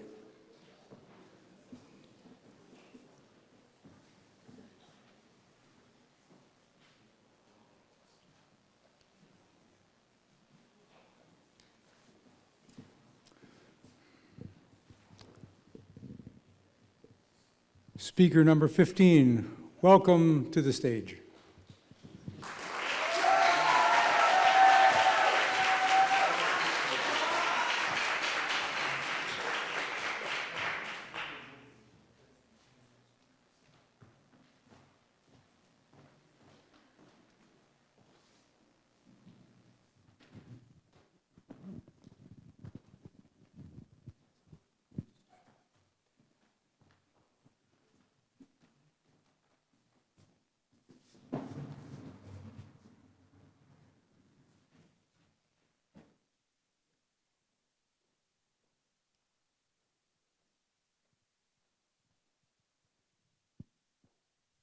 Silence falls across the room, and the crowd begins to chant once more, "I pledge allegiance to the flag." My school days started with this chant every single day, day upon day, hour after hour, month upon month, and year after year. And yet, one thing stayed constant other than that: my refusal to say the pledge. And my teachers never failed to chastise me for not participating. Upon returning home, my parents were insistent that I do not say anything I do not believe in, that I do not understand. And so now I'm torn. Do I please my teachers and my friends? Do I please my parents and myself? And that brings me here today to talk to you about the right to free speech. Something that has been here since the beginning, that sets America apart from the rest of the countries of the world. The right to free speech is an obelisk of opportunity and a testament to the original expression we are all able to pursue and exhibit. However, is this right to free speech discarded when it comes to tradition? Can I feel safe in union with the country and with a community without saying the pledge? Are we able to express our right to freedom of speech when it comes to saying the pledge? The answer, it may surprise you, is no. The land of the free has limited personal freedom through this, the disrespect offered to those unwilling to say the pledge. Let us put this through the four-way test. Is it the truth? It is the truth that millions of Americans say the pledge every morning before school begins. According to a study by Clemson University, the pledge was created to encourage unification in a time of mass immigration to the United States. Isn't that crazy? Insurance. Just making sure that the American culture was not suppressed by all the other ones coming in. The moment I choose not to say the pledge is the moment I alienate myself from the school, from the community. Massachusetts law states that public school teachers shall be fined $5 for every fortnight they refuse to say the pledge. $5 may not seem like much, and this may seem a bit comedic, but it shows how this pledge is integral to the American identity. And yet, how can it be so that when I refuse to say it, I'm letting go of myself. I'm letting go of a piece of myself just for the American one. The enforcement of the pledge, accompanied by potential legal repercussions, challenges the very essence to free speech. It forces individuals to consider whether or not conformity is a justifiable requirement for inclusion within any institution, and especially an educational one. Is it fair to all concerned? It is not fair to tell somebody that they have to say something they do not believe in. For atheists and Muslims, how can this republic truly be under God? Now the pledge becomes exclusive to those who believe in the same God that was referenced when the pledge was created. How can it be fair? If I refuse to say the pledge because I do not believe in this, how can it be fair? A study conducted by the American Humanist Association finds that 34% of Americans believe that God should be removed from the pledge. 1/3 of us sitting here today believe that part of the pledge isn't true. And yet, if I refuse to say it, how can it be seen that I am less patriotic, less proud of this country? That brings me to whether or not it builds goodwill and better friendships. Unfortunately, it does not. Unfortunately, this is the sad truth. The New York Times reports that Mari Oliver of Texas was harassed in school for refusing to say the pledge, choosing to sit silent instead. Without bothering anybody else, she chose to exercise her rights, and she was harassed for doing so. Is this really the solution that we can propose to someone's beliefs? To harass them? Is that really fair? Is that really able to build goodwill and better friendships? So my question is, what are we doing here?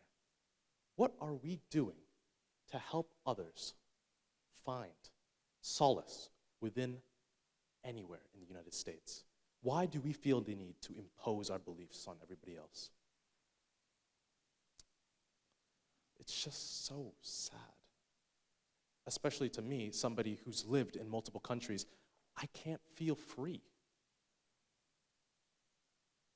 It's just heartbreaking, heartbreaking. Is it beneficial to all concerned? No. Expecting somebody to do something they did not believe in cannot be beneficial to anybody. A study by Pearson finds that 3.5% of students have never said the pledge in school. And now Mari Oliver seems like one of such a small group who decided to stand up for what they believe in. Can you believe that? Students being punished for being brave in the place proclaimed as the home of the brave. While some may argue that the pledge is beneficial because it encourages unity. I disagree, because true freedom can only be found in an environment where diversity is encouraged and respected. I leave you with this. Forcing me to say the pledge does not make me any more or less proud of the country. There are so many ways to show our patriotism. Voting, community service, educating ourselves about the country itself. The pledge should be set down for these other better ways. The moment that we work towards allowing people to show their patriotism in the way they feel comfortable is the moment that America truly becomes one nation, indivisible. Thank you.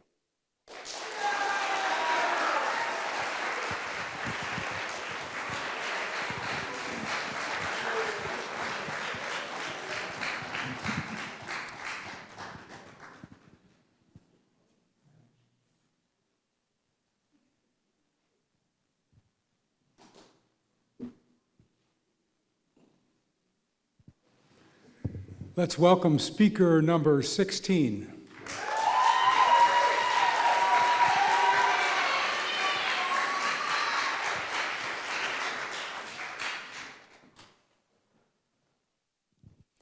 Athletes have to eat healthy. Okay, great. I'm a 16-year-old athlete, so I'm gonna eat healthy. I'm gonna go keto. So now I'm not eating any carbs, so I'm really tired and I'm really cold. So now I'm gonna eat no carbs and all fat. Awesome. But now I'm still tired and I'm still cold. So I'm gonna eat a high-fat, high-carb, carnivore, full-protein diet. What about vegetables? Shouldn't I eat vegetables? But no, vegetables have too much starch. What about fruit? Fruit has too much sugar. And what about water? How much water should I drink? 8 cups, a gallon? This roller coaster of emotions is an experience that many teenage athletes go through every single day. Education on nutrition is stressed by parents, teachers, athletes, friends, and even society. But who can define what healthy eating really means? However, nutrition is not as convoluted as it may seem. Athletes need to become more educated for the health and wellness, both on and off the fields. These differing ideas create fad diets, and these fad diets create distrust in the food industry. How can we distrust food, something that we need to live? I am an extremely busy 16-year-old girl who has danced vigorously since the age of 3. So nutrition has always been really important in my day-to-day. As I grew up, the word healthy became more prevalent in my vocabulary, but I soon lost sight of what it meant to me. I began to eat less, which caused a great deal of problems, and ultimately I was forced to stop dancing for an entire year. As any athlete will tell you, coming back from a setback, especially a food-related one, is extremely difficult. All of these trials and these tribulations can be boiled down to one simple point: lack of education. Nutritional education needs to become more widespread for the health and the wellness of teenage athletes everywhere. Let's put nutritional education in athletes to the 4-way Rotary test. First, is it the truth? Well, this is a difficult question. Depending on who you ask, there could be a plethora of answers, some true and some false. However, education can help people to discover the truth. Teenagers look up to their coaches because they are one of the most important role models on an impressionable teenager's life. So these parents and these coaches need to be educated first so that they can spread the truth both to their children and to their athletes. An example of this can be taken from a study conducted by the National Collegiate Athletics Association, or the NCAA, which found that there is a pathological connection between eating disorders in athletes and high-conflict, low-support coaches. Coaches need to be educated. Athletes need to be educated. Parents need to be educated, which is the truth. Second, is it fair to all concerned? Again, education is always fair. In fact, education on nutrition can make a sport as a whole more fair. Take, for example, Michael Phelps, the Olympic gold medalist swimmer. During his training season, Michael Phelps had to eat 10,000 calories a day. The usual adult male barely makes it to 3,000. During his training season, he was required to eat 3 egg sandwiches for breakfast and beef jerky as a snack just to compensate for all the calories he was burning. In contrast, Simone Biles, the Olympic gold medalist in gymnastics, ate less during her training season. She focused more on vegetables and dietary fiber while still keeping an eye on her protein intake. These differences in diets help to create essential benefits to individual athletes that help to excel in their specific sport. Thirdly, will it build goodwill and better friendship? I'm sure everyone in this room is familiar with the word hangry. I know I am. When someone does not eat as much as they should, they get starving and angry, therefore making hangry. And teenage athletes, especially, their metabolism works so much more quickly and so much more efficiently than a more sedentary person. Therefore, they need to compensate for that with more food. But so many teenagers and even athletes are so unaware of this fact. This will both improve performance on and off the field. Last, is it beneficial? In New Hampshire, just under 50% of all teenagers play sports. That is about 90,000 teenagers. Creating more education around the topic of nutrition, which is so lacking, will help every single one of those 90,000 teenagers in their lifestyle, creating a more happy lifestyle, creating a more healthy lifestyle, creating a more strong lifestyle. There needs to be more education on nutrition provided to athletes, especially teenagers. Ever since finding what works best for me and my lifestyle, I have never been more happy and healthy than I am right now. That is due to education. There is no one-size-fits-all diet like keto claims to be.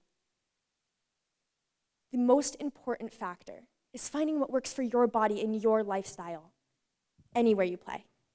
Thank you. Thank you so much.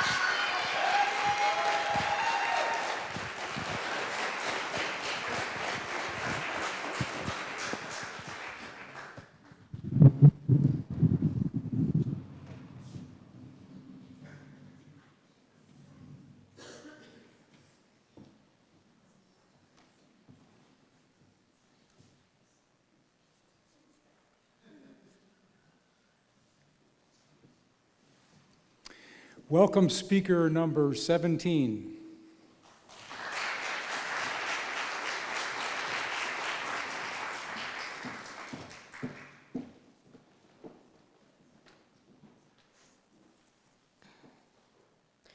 Enough is enough. We need to act now. Guns are now the leading death upon children and teens. Promising words from the former president elected in 1993. Bill Clinton was a man who knew what he was talking about. He is right when he said that our country has had enough. He is correct when he quoted that we need to act now. His words continue to be respected and remarked through history when he claimed that guns were the leading death upon children and teens. Teacher shot by 3-year-old with gun in classroom. Monterey Park shooting shocks close-knit California community. Authorities knew main shooter was a threat, but felt confronting him was unsafe. There were more mass shootings in 2023 than there were days in the year. Is it the truth? Well, I would hope the people of our nation would agree with me when I say that this is absolutely not okay. Why are there guns being placed in the faces of children and teens every year, resulting in mental injury, major trauma, and death? We, the people, affirm that the government of the United States exists to serve its citizens. But are we, as the people today, serving them or jeopardizing them? We need a change in the United States. Other countries are already ahead of us with gun control and safety. We are supposed to be a nation conceived with pride, liberty, and strength. But how can we look at our nation and be so prideful and proud today when our citizens are put in danger? Yes, we need a change, and I am not saying that we need to abolish the Second Amendment. The right to bear arms is a right and shall be implemented among the citizens of our country. However, I believe that we can take another glance at the Second Amendment and make some much-needed improvements. The Second Amendment needs to be revised because the theory of the Second Amendment is outdated. People are now aware of new mental illnesses they may have not been aware of when the Constitution was written, and our technology in the United States has grown immensely. Is it fair? Well, when our founding fathers were writing our amendment, they believed that each individual citizen had the right to defend themselves. However, the Constitution is to be interpreted differently. It continues to be argued among us today. The founding fathers believed that the people would listen to our government if they felt safe from things like Native American attacks, general warfare, and crime acts. However, in today's day and age, we have technology so advanced and so immense that help is a few minutes down the road. We have military rated as one of the top 5 strongest in our world. Some may argue that they should still have the right to keep and bear arms with them in hand at home, and I am not disagreeing with this statement. However, the regulations need to be revised. According to law at Cornell, the translation of the Second Amendment today is this: the Second Amendment protects an individual's right to keep and bear arms with them, unconnected with the service in a militia, and to use that arm for traditionally lawful purposes, such as self-defense within the home.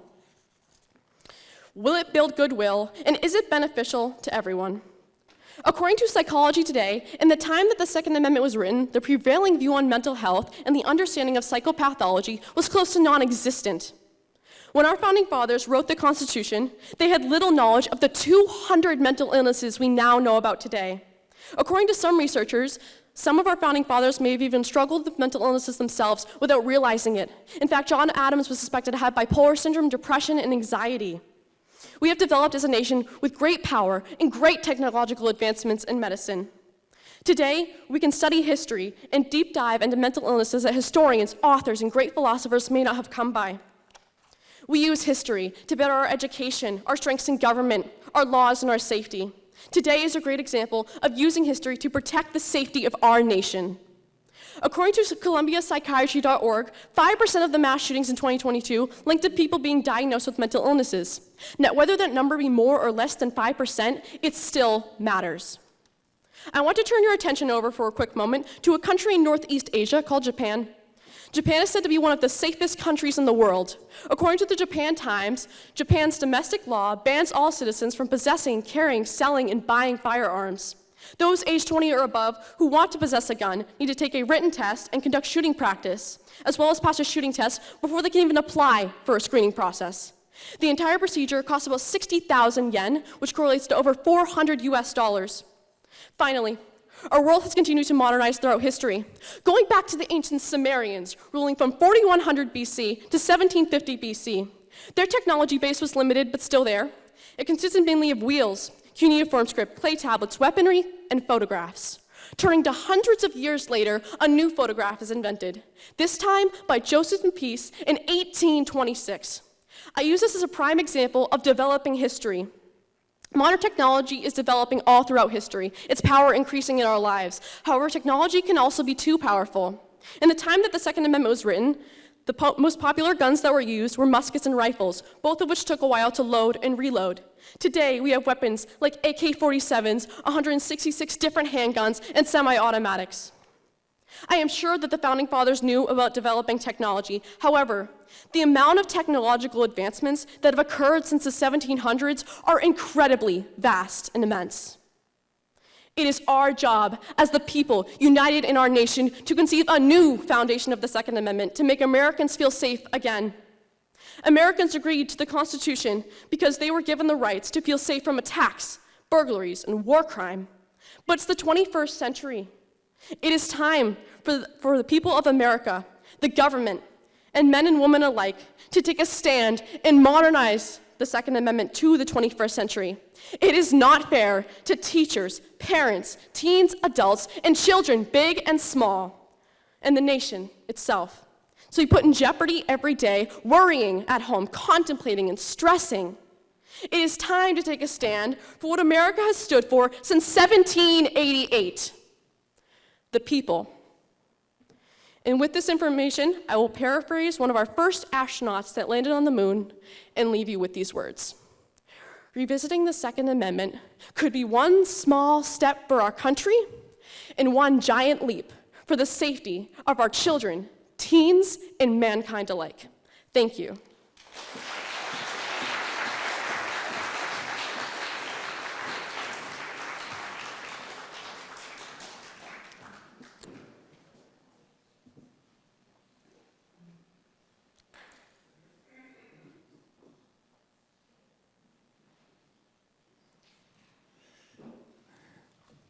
Welcome speaker number 18.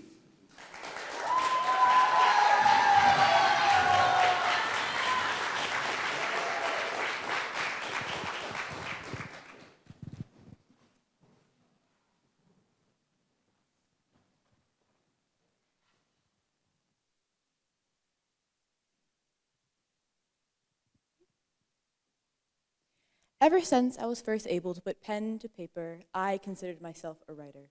As uninclined to the arts, your cinema, your sketches, your sculptures as I may be, I have that intrinsic appreciation for the individuality and expressiveness that all creatives share.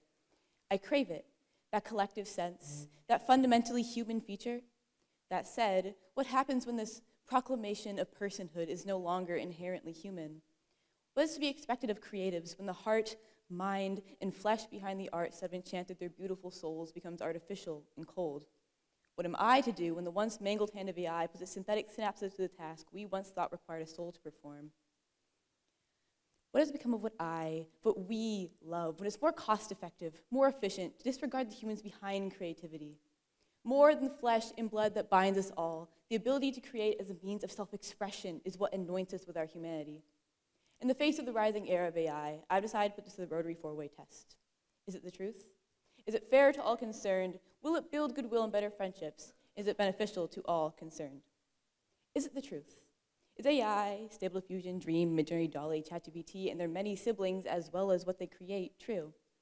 The original ChatGPT had an estimated 52% error rate, most of which being conceptual rather than factual errors, while early DALL-E is notorious for its age-old inability to understand human hands in logical motion, such as the infamous Will Smith eating a bowl of spaghetti. I remember sitting around a table with a few of my friends a year or two ago while we laughed at the images we generated when trying to make covers. We never thought much of what AI could be, much less that the more evolved ChatGPT-4 or GPT-4 Turbo would have an approximate 97% accuracy rate. It never crossed our minds that the once disjointed and honestly nightmare-inducing video clips produced by DALL-E would become so fluid, let alone that the emergence of hyper-realistic programs such as Sora AI would be looming so near. But does this newfound verisimilitude make it true? Are the words thrown together by artificial minds and the frames pieced so easily into animation by scaffolds of code true? As vehemently as I desire to say no, not now, not ever, that would be denying the reality of AI.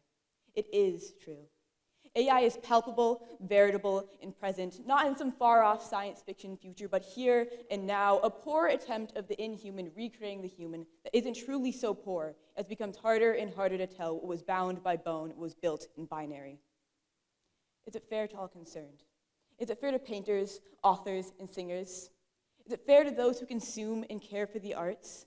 Is it fair to the people who are forced to watch something so preciously life-filled become mechanized? Of course not. How can creatures as simple as we are grapple with the reality that what we pride ourselves on, what sets us apart, is becoming more and more needless by the year, month, week, and day? We're human, and it's that ineluctable fact that is butchering our craft. We can't compete with the artificial, and that is something creatives are coming to find more and more as our time travel in the métier which calls us slips through our proverbial fingers. Will it build goodwill and better friendships? Some of my strongest bonds are built around my freedom to create. I wouldn't be who I am today if it weren't for the kid in my after-school program who offered to draw covers for my stories. Even after we grew apart, I'd call him up and pitch my storyline. He'd sketch a cover idea. I haven't spoken to him in years. My staple art friend who is no longer needed for his art, our bond was built around what we created and how it complemented each other. The most innocent display of human connection was our mutual expression of a shared fundamental sense. The truth is, generative AI has gutted the need for writers such as myself to seek out artists. Yes, not entirely, but that doesn't mean that Hot Pot or Night Cafe aren't presently more accessible and therefore more likely to be a first choice. So no, creative AI does not generate goodwill and better friendships.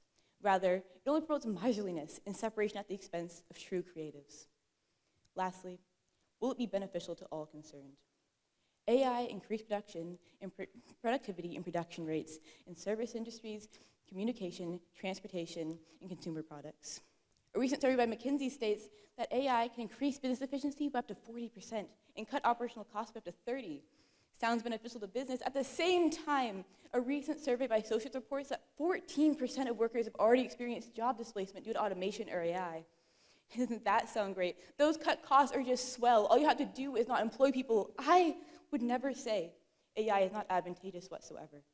I love science and its many byproducts. Research and discovery are just other facets of creation. AI is the future, and I will not resist its uncanny presence. That said, I cannot reasonably say it is beneficial to all concerned. It is not beneficial to the essay lovers who can be outwritten in seconds by Jenny AI, EduWriter, or the so aptly named Essay Genius. It is not beneficial to the creatives who are forced to watch their passion become as needless as the human computers of the past who are replaced by, well, machine computers. It is not beneficial to the dynamic duos that will never come to fruition through their shared love of creativity. I speak to you as myself, as a writer, as a human. I am afraid. So very afraid. As much as I love to say, from humans the arts came, to humans they shall return, I am gutted by the understanding that my one strength, the one thing I cling to in the hopes of remaining ineliminable in this world, pales in comparison to the behemoth which we have created. I'm even further broken by the understanding that unless they are preserved, creatives will die out. We will die out. The truth is, creativity is an inestimable trait. And risking at the hands of AI, as per this test, is heinous and inhumane. At the hands of our own design, we become peripheral. Fallen creators killed by their own creation will be human, but where will our humanity be found? Thank you.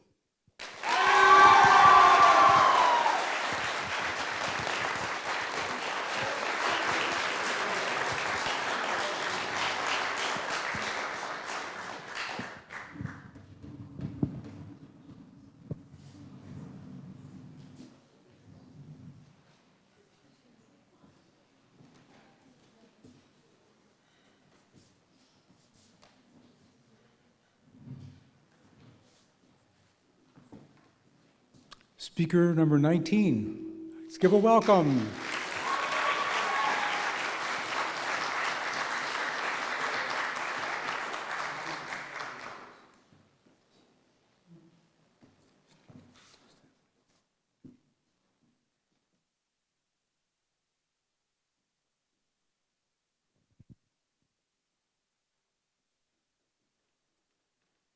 We live in the age of technology, where you are just one click away from having access to anything you want. This may seem convenient, but it poses a lot of dangers, particularly to the youth, who are at risk of exposing themselves to content that can hinder their growth. Just at the age of 10, my friend showed me pornography for the first time. I didn't know what I was looking at. I was confused, while she laughed, saying, "You don't know what this is? You're too innocent." Isn't that shocking to you? Unfortunately, kids being exposed to pornography at such a young age is not at all uncommon.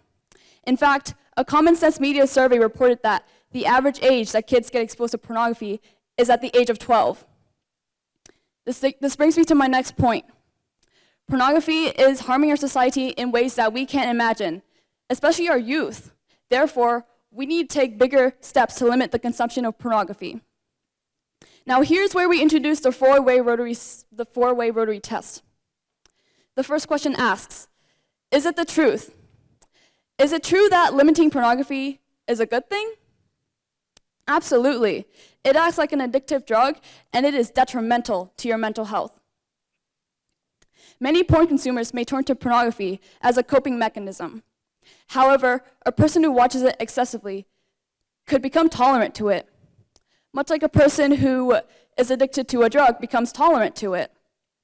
Over time, the person would need more stimulation and dopamine to get the same effect they got when they first started watching it. This can have a negative impact on mood and personality, making you feel more alone, depressed, and anxious. Now, how could the actions of just a few people affect the rest of society in turn? Well, it comes with an economic cost. It can make people and businesses less productive and cause more absences. It can also cost a lot for society because counseling services and addiction therapy is not at all cheap. It can put a strain on taxpayers and public funds. Now the next question asks, Is it fair to all concerned? Is limiting pornography fair to all concerned? Completely. It hurts women more than anyone else. The porn industry benefits from non-consensual content, abuse, and it fuels sex trafficking. Just a few days after her birthday, Jane Doe flew to San Diego for what she thought was a modeling agency. However, when she arrived, she was met with 6 men who took away her phone, forced her into signing a contract, drugged her, and then locked her in a hotel room to be filmed for a porn video.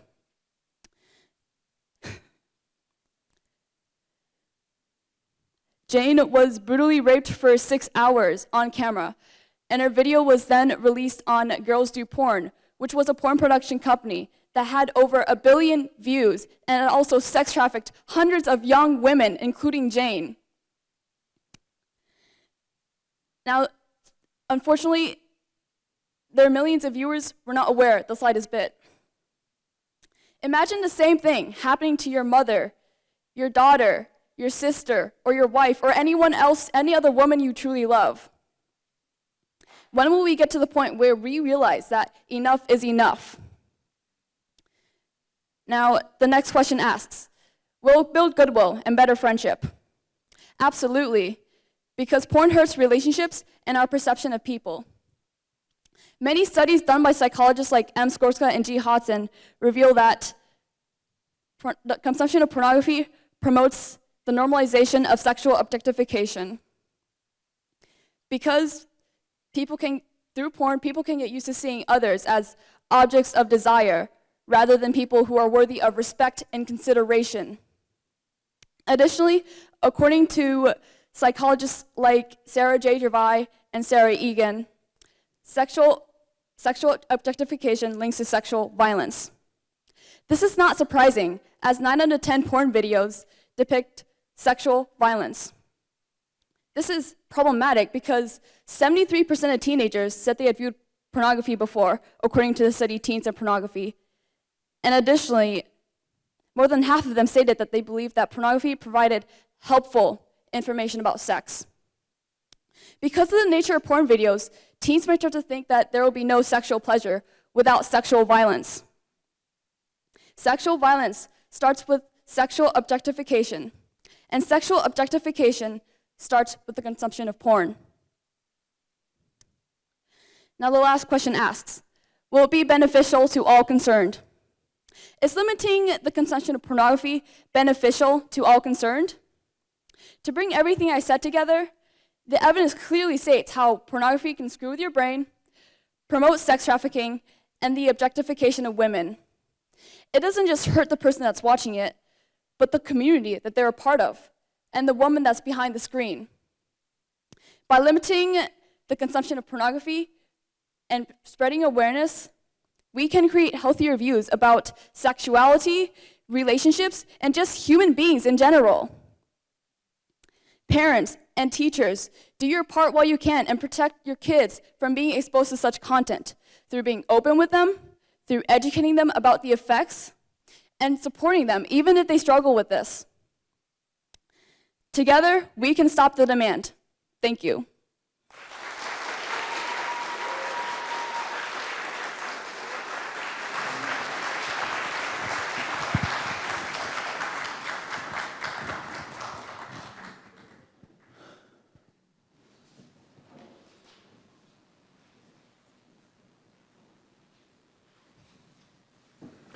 There is an expression, all good things must come to an end. I don't necessarily believe that at all, but this contest is about to come to an end. We have one more speaker. He drew number 20. Number 20, would you finish us off with your talk, please?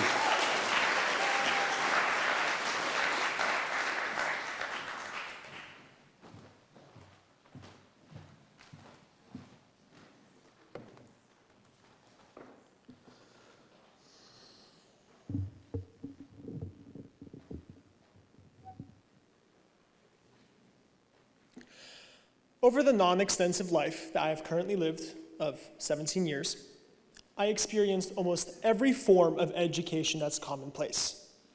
I've walked through the expansive hallways and crowded classrooms of public school.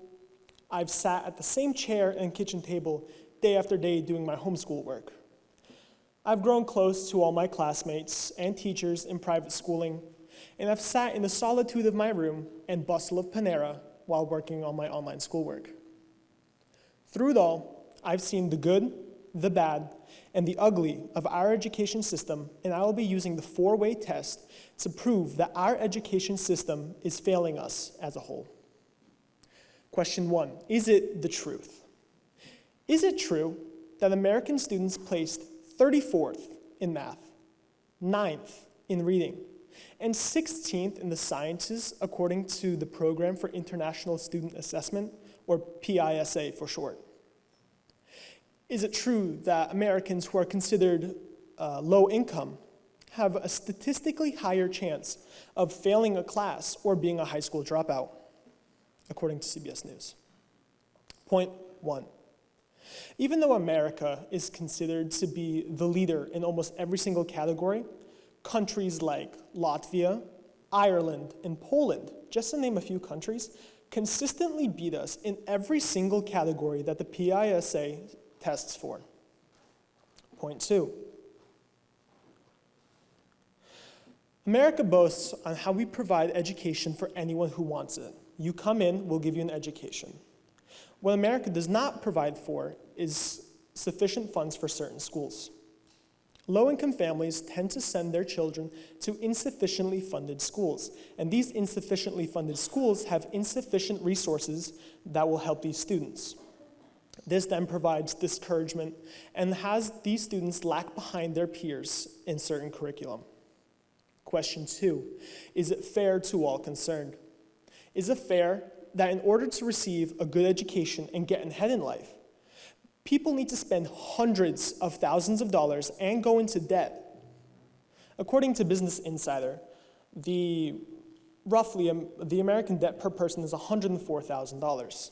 $38,000 of this $104,000 is student loan debt acquired through 4 years of college. Is it fair that on average there are more scholarships that only women can apply for? Based on the amount of scholarships that are given to gender specifics, women have 3 to 4 times more scholarship opportunities than men, whilst accounting for 10% more of the student population. Question 3, will it build goodwill and better friendships? Is a system that prioritizes the national average grade of its students going to build goodwill and better friendships? According to GitNux, 60 to 70% of college students feel lonely, often or very often. Now that's weird, right? College is supposed to be the place where we go and make our lifelong friends. It's where we spend our good days and our bad days with our college roommates.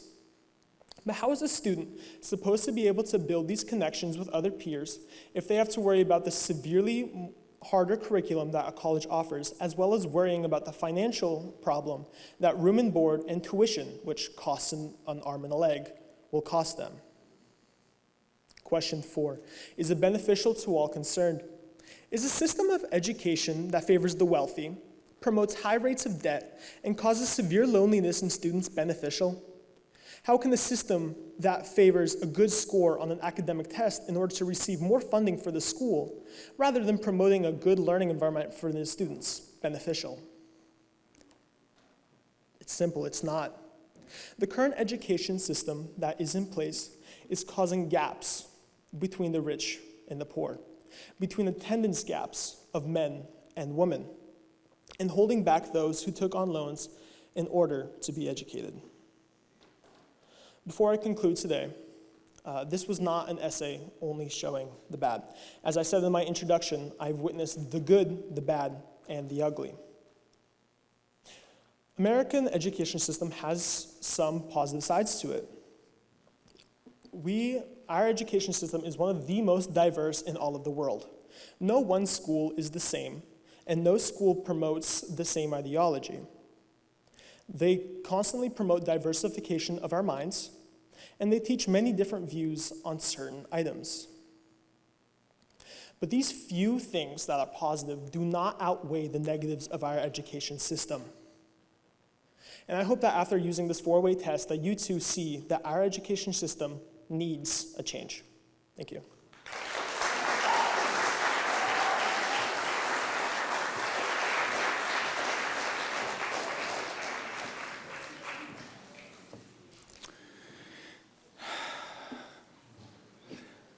I would like to offer a commendation from all of us old folks to all of you young folks and the tremendous job you did up on stage giving your speeches today.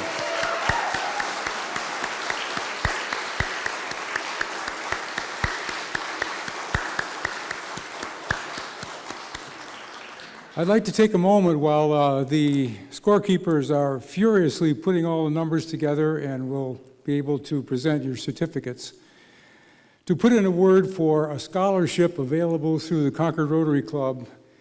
And the history is, 17 years ago, the Rotary Club of Concord received a large bequest of money that was to be invested, the earnings of which were to be given to a scholarship fund. So every year, Rotary Club of Concord offers scholarships for kids going on to 2-year and 4-year colleges and trade schools. They all qualify. The table over there has a few posters advertising that. If you're interested in applying for this scholarship, you really have to boogie because the deadline for applications is April 1st.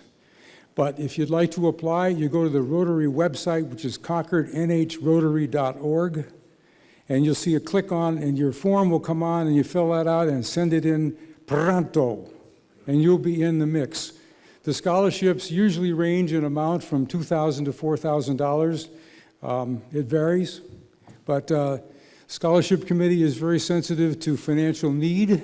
That's a big piece of it, but also your academic accomplishments.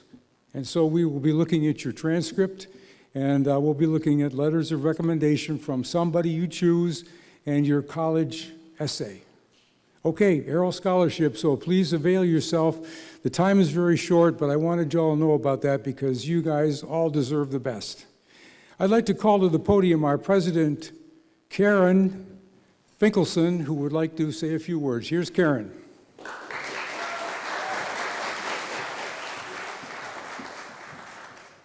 And Lucy. I decided to come up too with her. Yes. Woo! I just wanted to thank everybody that has been involved in this contest. I'm just going to give a few names. Mark Siborowski, the owner of this beautiful hall. All the many volunteers of Concord Rotary and the Capital City Sunrise Rotary Clubs. Thank you. Can we have... Go ahead. Can we have all the volunteers stand up, and those that are standing up, raise your hand. Judges, scores back there. We have people over there. There's people over there, so you can see who they are. Okay. Thank you. We have a special Rotary dignitary in the house. The past district governor, Dr. Rich Berryman, is here.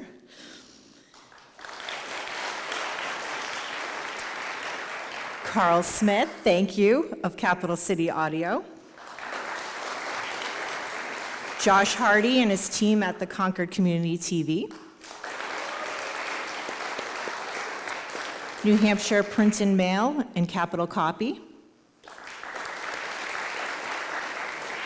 And we also want to thank the teachers of the Capital Region area high schools.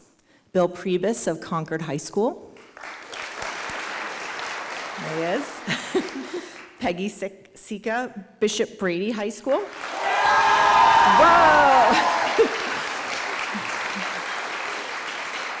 Mark Ciamataro, Merrimack Valley High School. And Jeff Smith of Trinity Christian School. And of course, the family members and friends of all the contestants. And Lucy, did you want to say anything? Yes. I just want to say this is my 5th year. The first year I was coming up on 2020, so we ended up last minute not having a contest. So this is my 4th year actually in person. 4th year actually doing a contest together. And I just want to say, listening to all of you speak, you stepped up here and you let out your inner lion, man. I just want to say, don't just leave that on, don't just have come up on the stage and leave it here. Bring it with you. Bring it on in your school, bring it on at home, bring it on, wherever you are in life. And, also have downtime too. But, so just, man, you touched my heart, and I just want a huge thanks to everybody. And did you have anything else you want to say? do. Oh, okay. I wanted to give you a very special thank you for putting this all together 4 years in a row. We really appreciate all your hard work. Thank you, Lucy.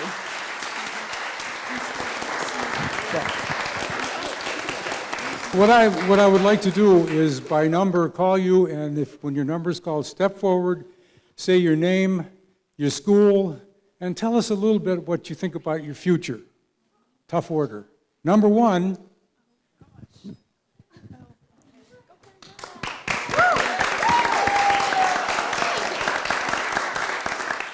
Hi, I'm Claire Jackson. I'm from Bishop Brady. I play soccer, basketball, and softball. And for my future, I know I want to go to college and travel and do missionary work. Speaker number 2. Number 2.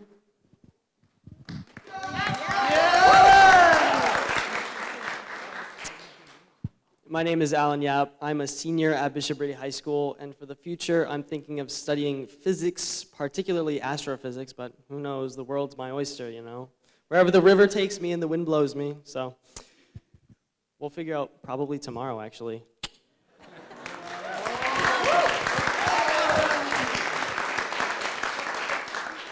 Speaker number 3.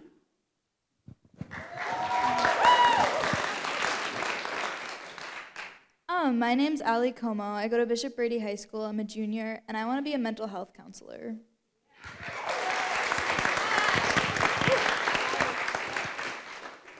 Speaker number 4.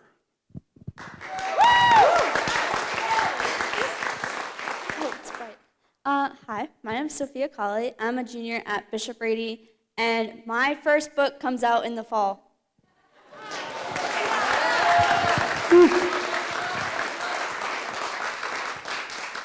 Speaker number 5.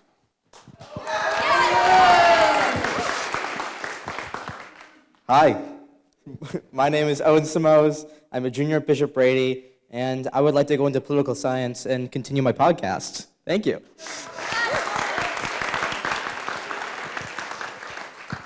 Speaker number 6.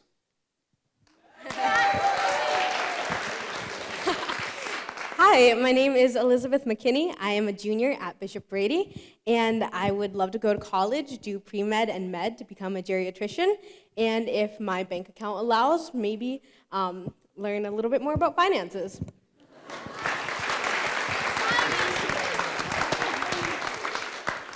Speaker number 7.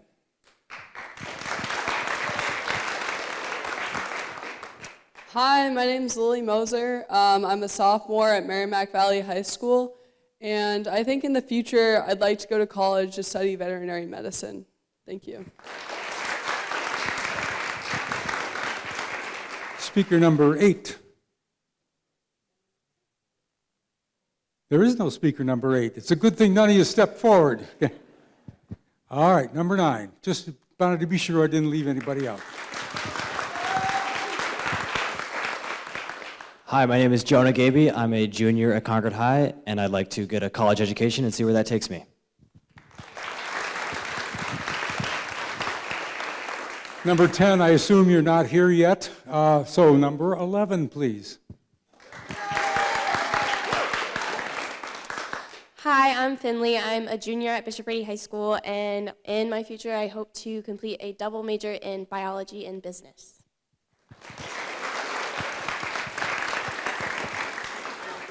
11, 12, number 13, are you here? Yes. Number 13. Hello, my name is Kenny. I go to Concord High. I'm a junior, and my plan is to go into the trades.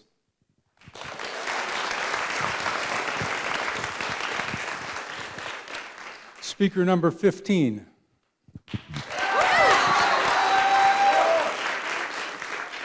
Good evening. I'm Joshua Stephen Bissa. I'm a senior at Bishop Brady High School, and in my future, I hope to pursue a career in neurosurgery.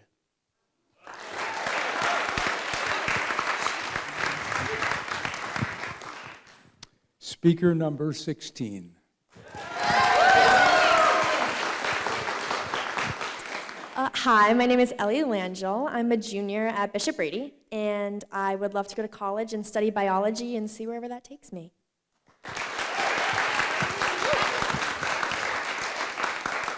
Speaker number 17. Hi, my name is Abby Shimataro. I'm from Merrimack Valley, and I would like to pursue an education. I would like to go to college and eventually get my PhD in ancient civilizations.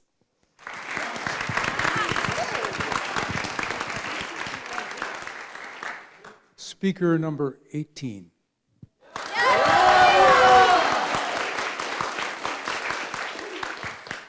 My name's Leah Ryan. I'm a junior from Bishop Brady, and I have a migraine. I would like to become an anesthesiologist.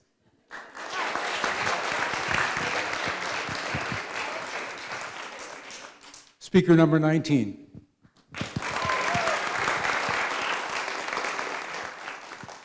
Hello, my name is Shelly, and I'm a junior at Concord High, and I'm planning to major in history and secondary education.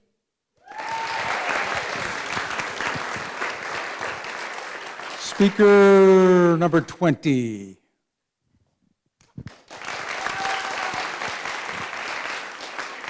My name is Zachary Babin. I am from Trinity Christian School. Fun fact, I'm actually a Florida resident. I'm up here for high school.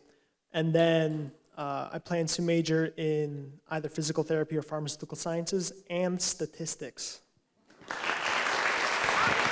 And there you have it, folks. Fantastic group of kids.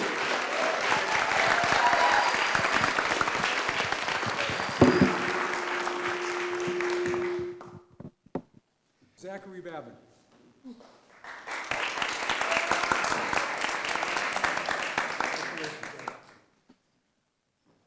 Lily Moser.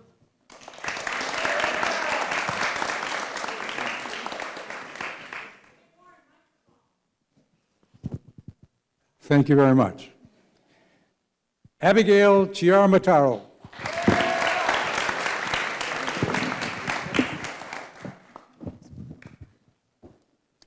Kenneth Mercado.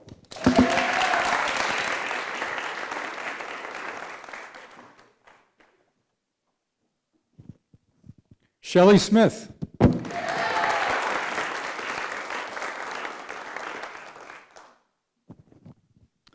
Jonah Gaby.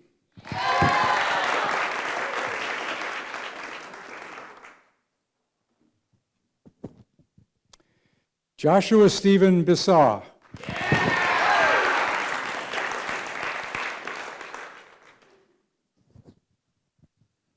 Sophia Colley.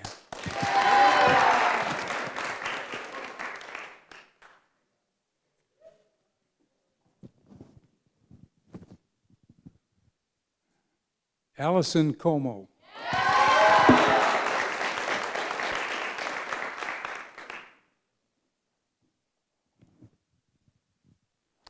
Finley Gibson.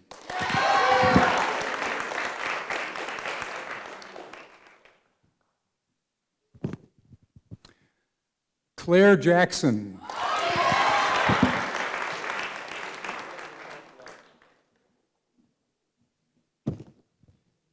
Elizabeth Langell.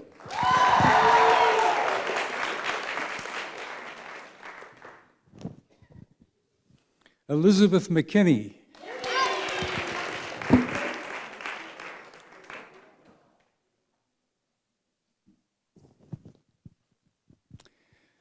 Aaliyah Ryan.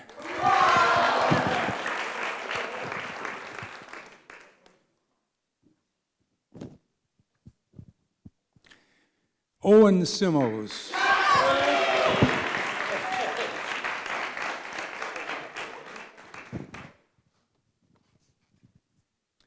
One left.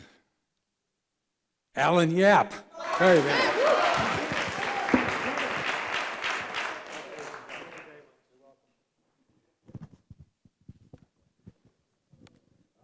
Done. How about it?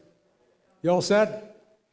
Okay, we welcome back to the stage our President Karen and our Miss Interlocutor, Lucy Morris.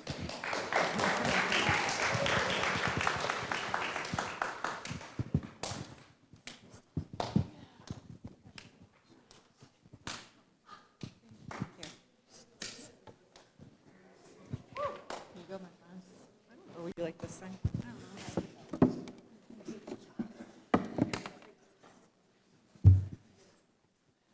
So contestants, when I do say your name, whoever it is, please step up, and the president and I will shake your hand. And next week, the top 3 will be at Concord Rotary receiving their money. $1,500 first prize, $1,000 second prize, $500 for the third prize. And then the top winners of each school will be recognized. The top 3 winners will be speaking and the other ones won't. So for third place is Aaliyah Ryan.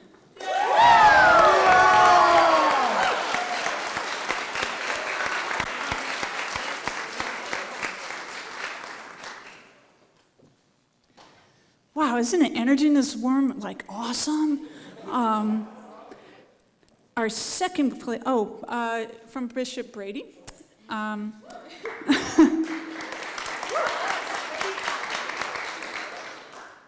So our second place winner is Elizabeth Langell.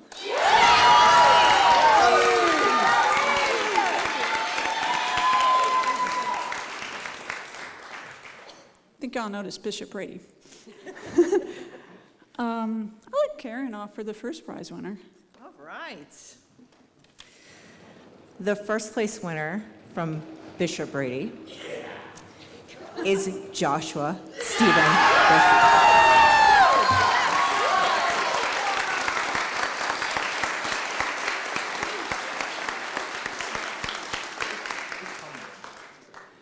That also means he's the top winner for his school, so I don't need to announce that part.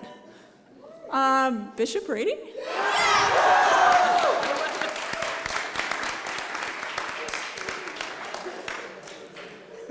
So Bishop Brady, you're gonna have to cheer on the other people too, okay? All right. From Concord High School is Shelley Smith.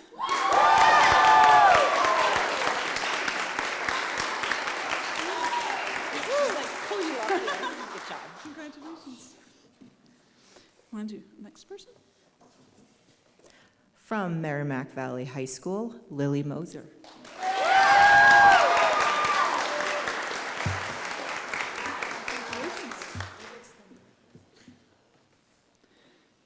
And from Trinity Christian School, Zachary Babin.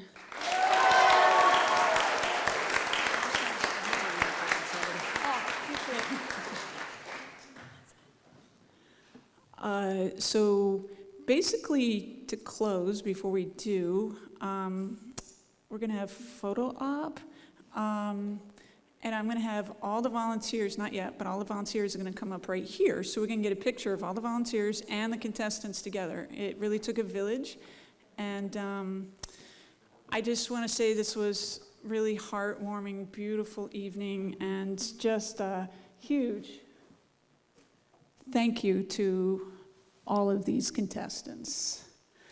So let's give them one other round of applause.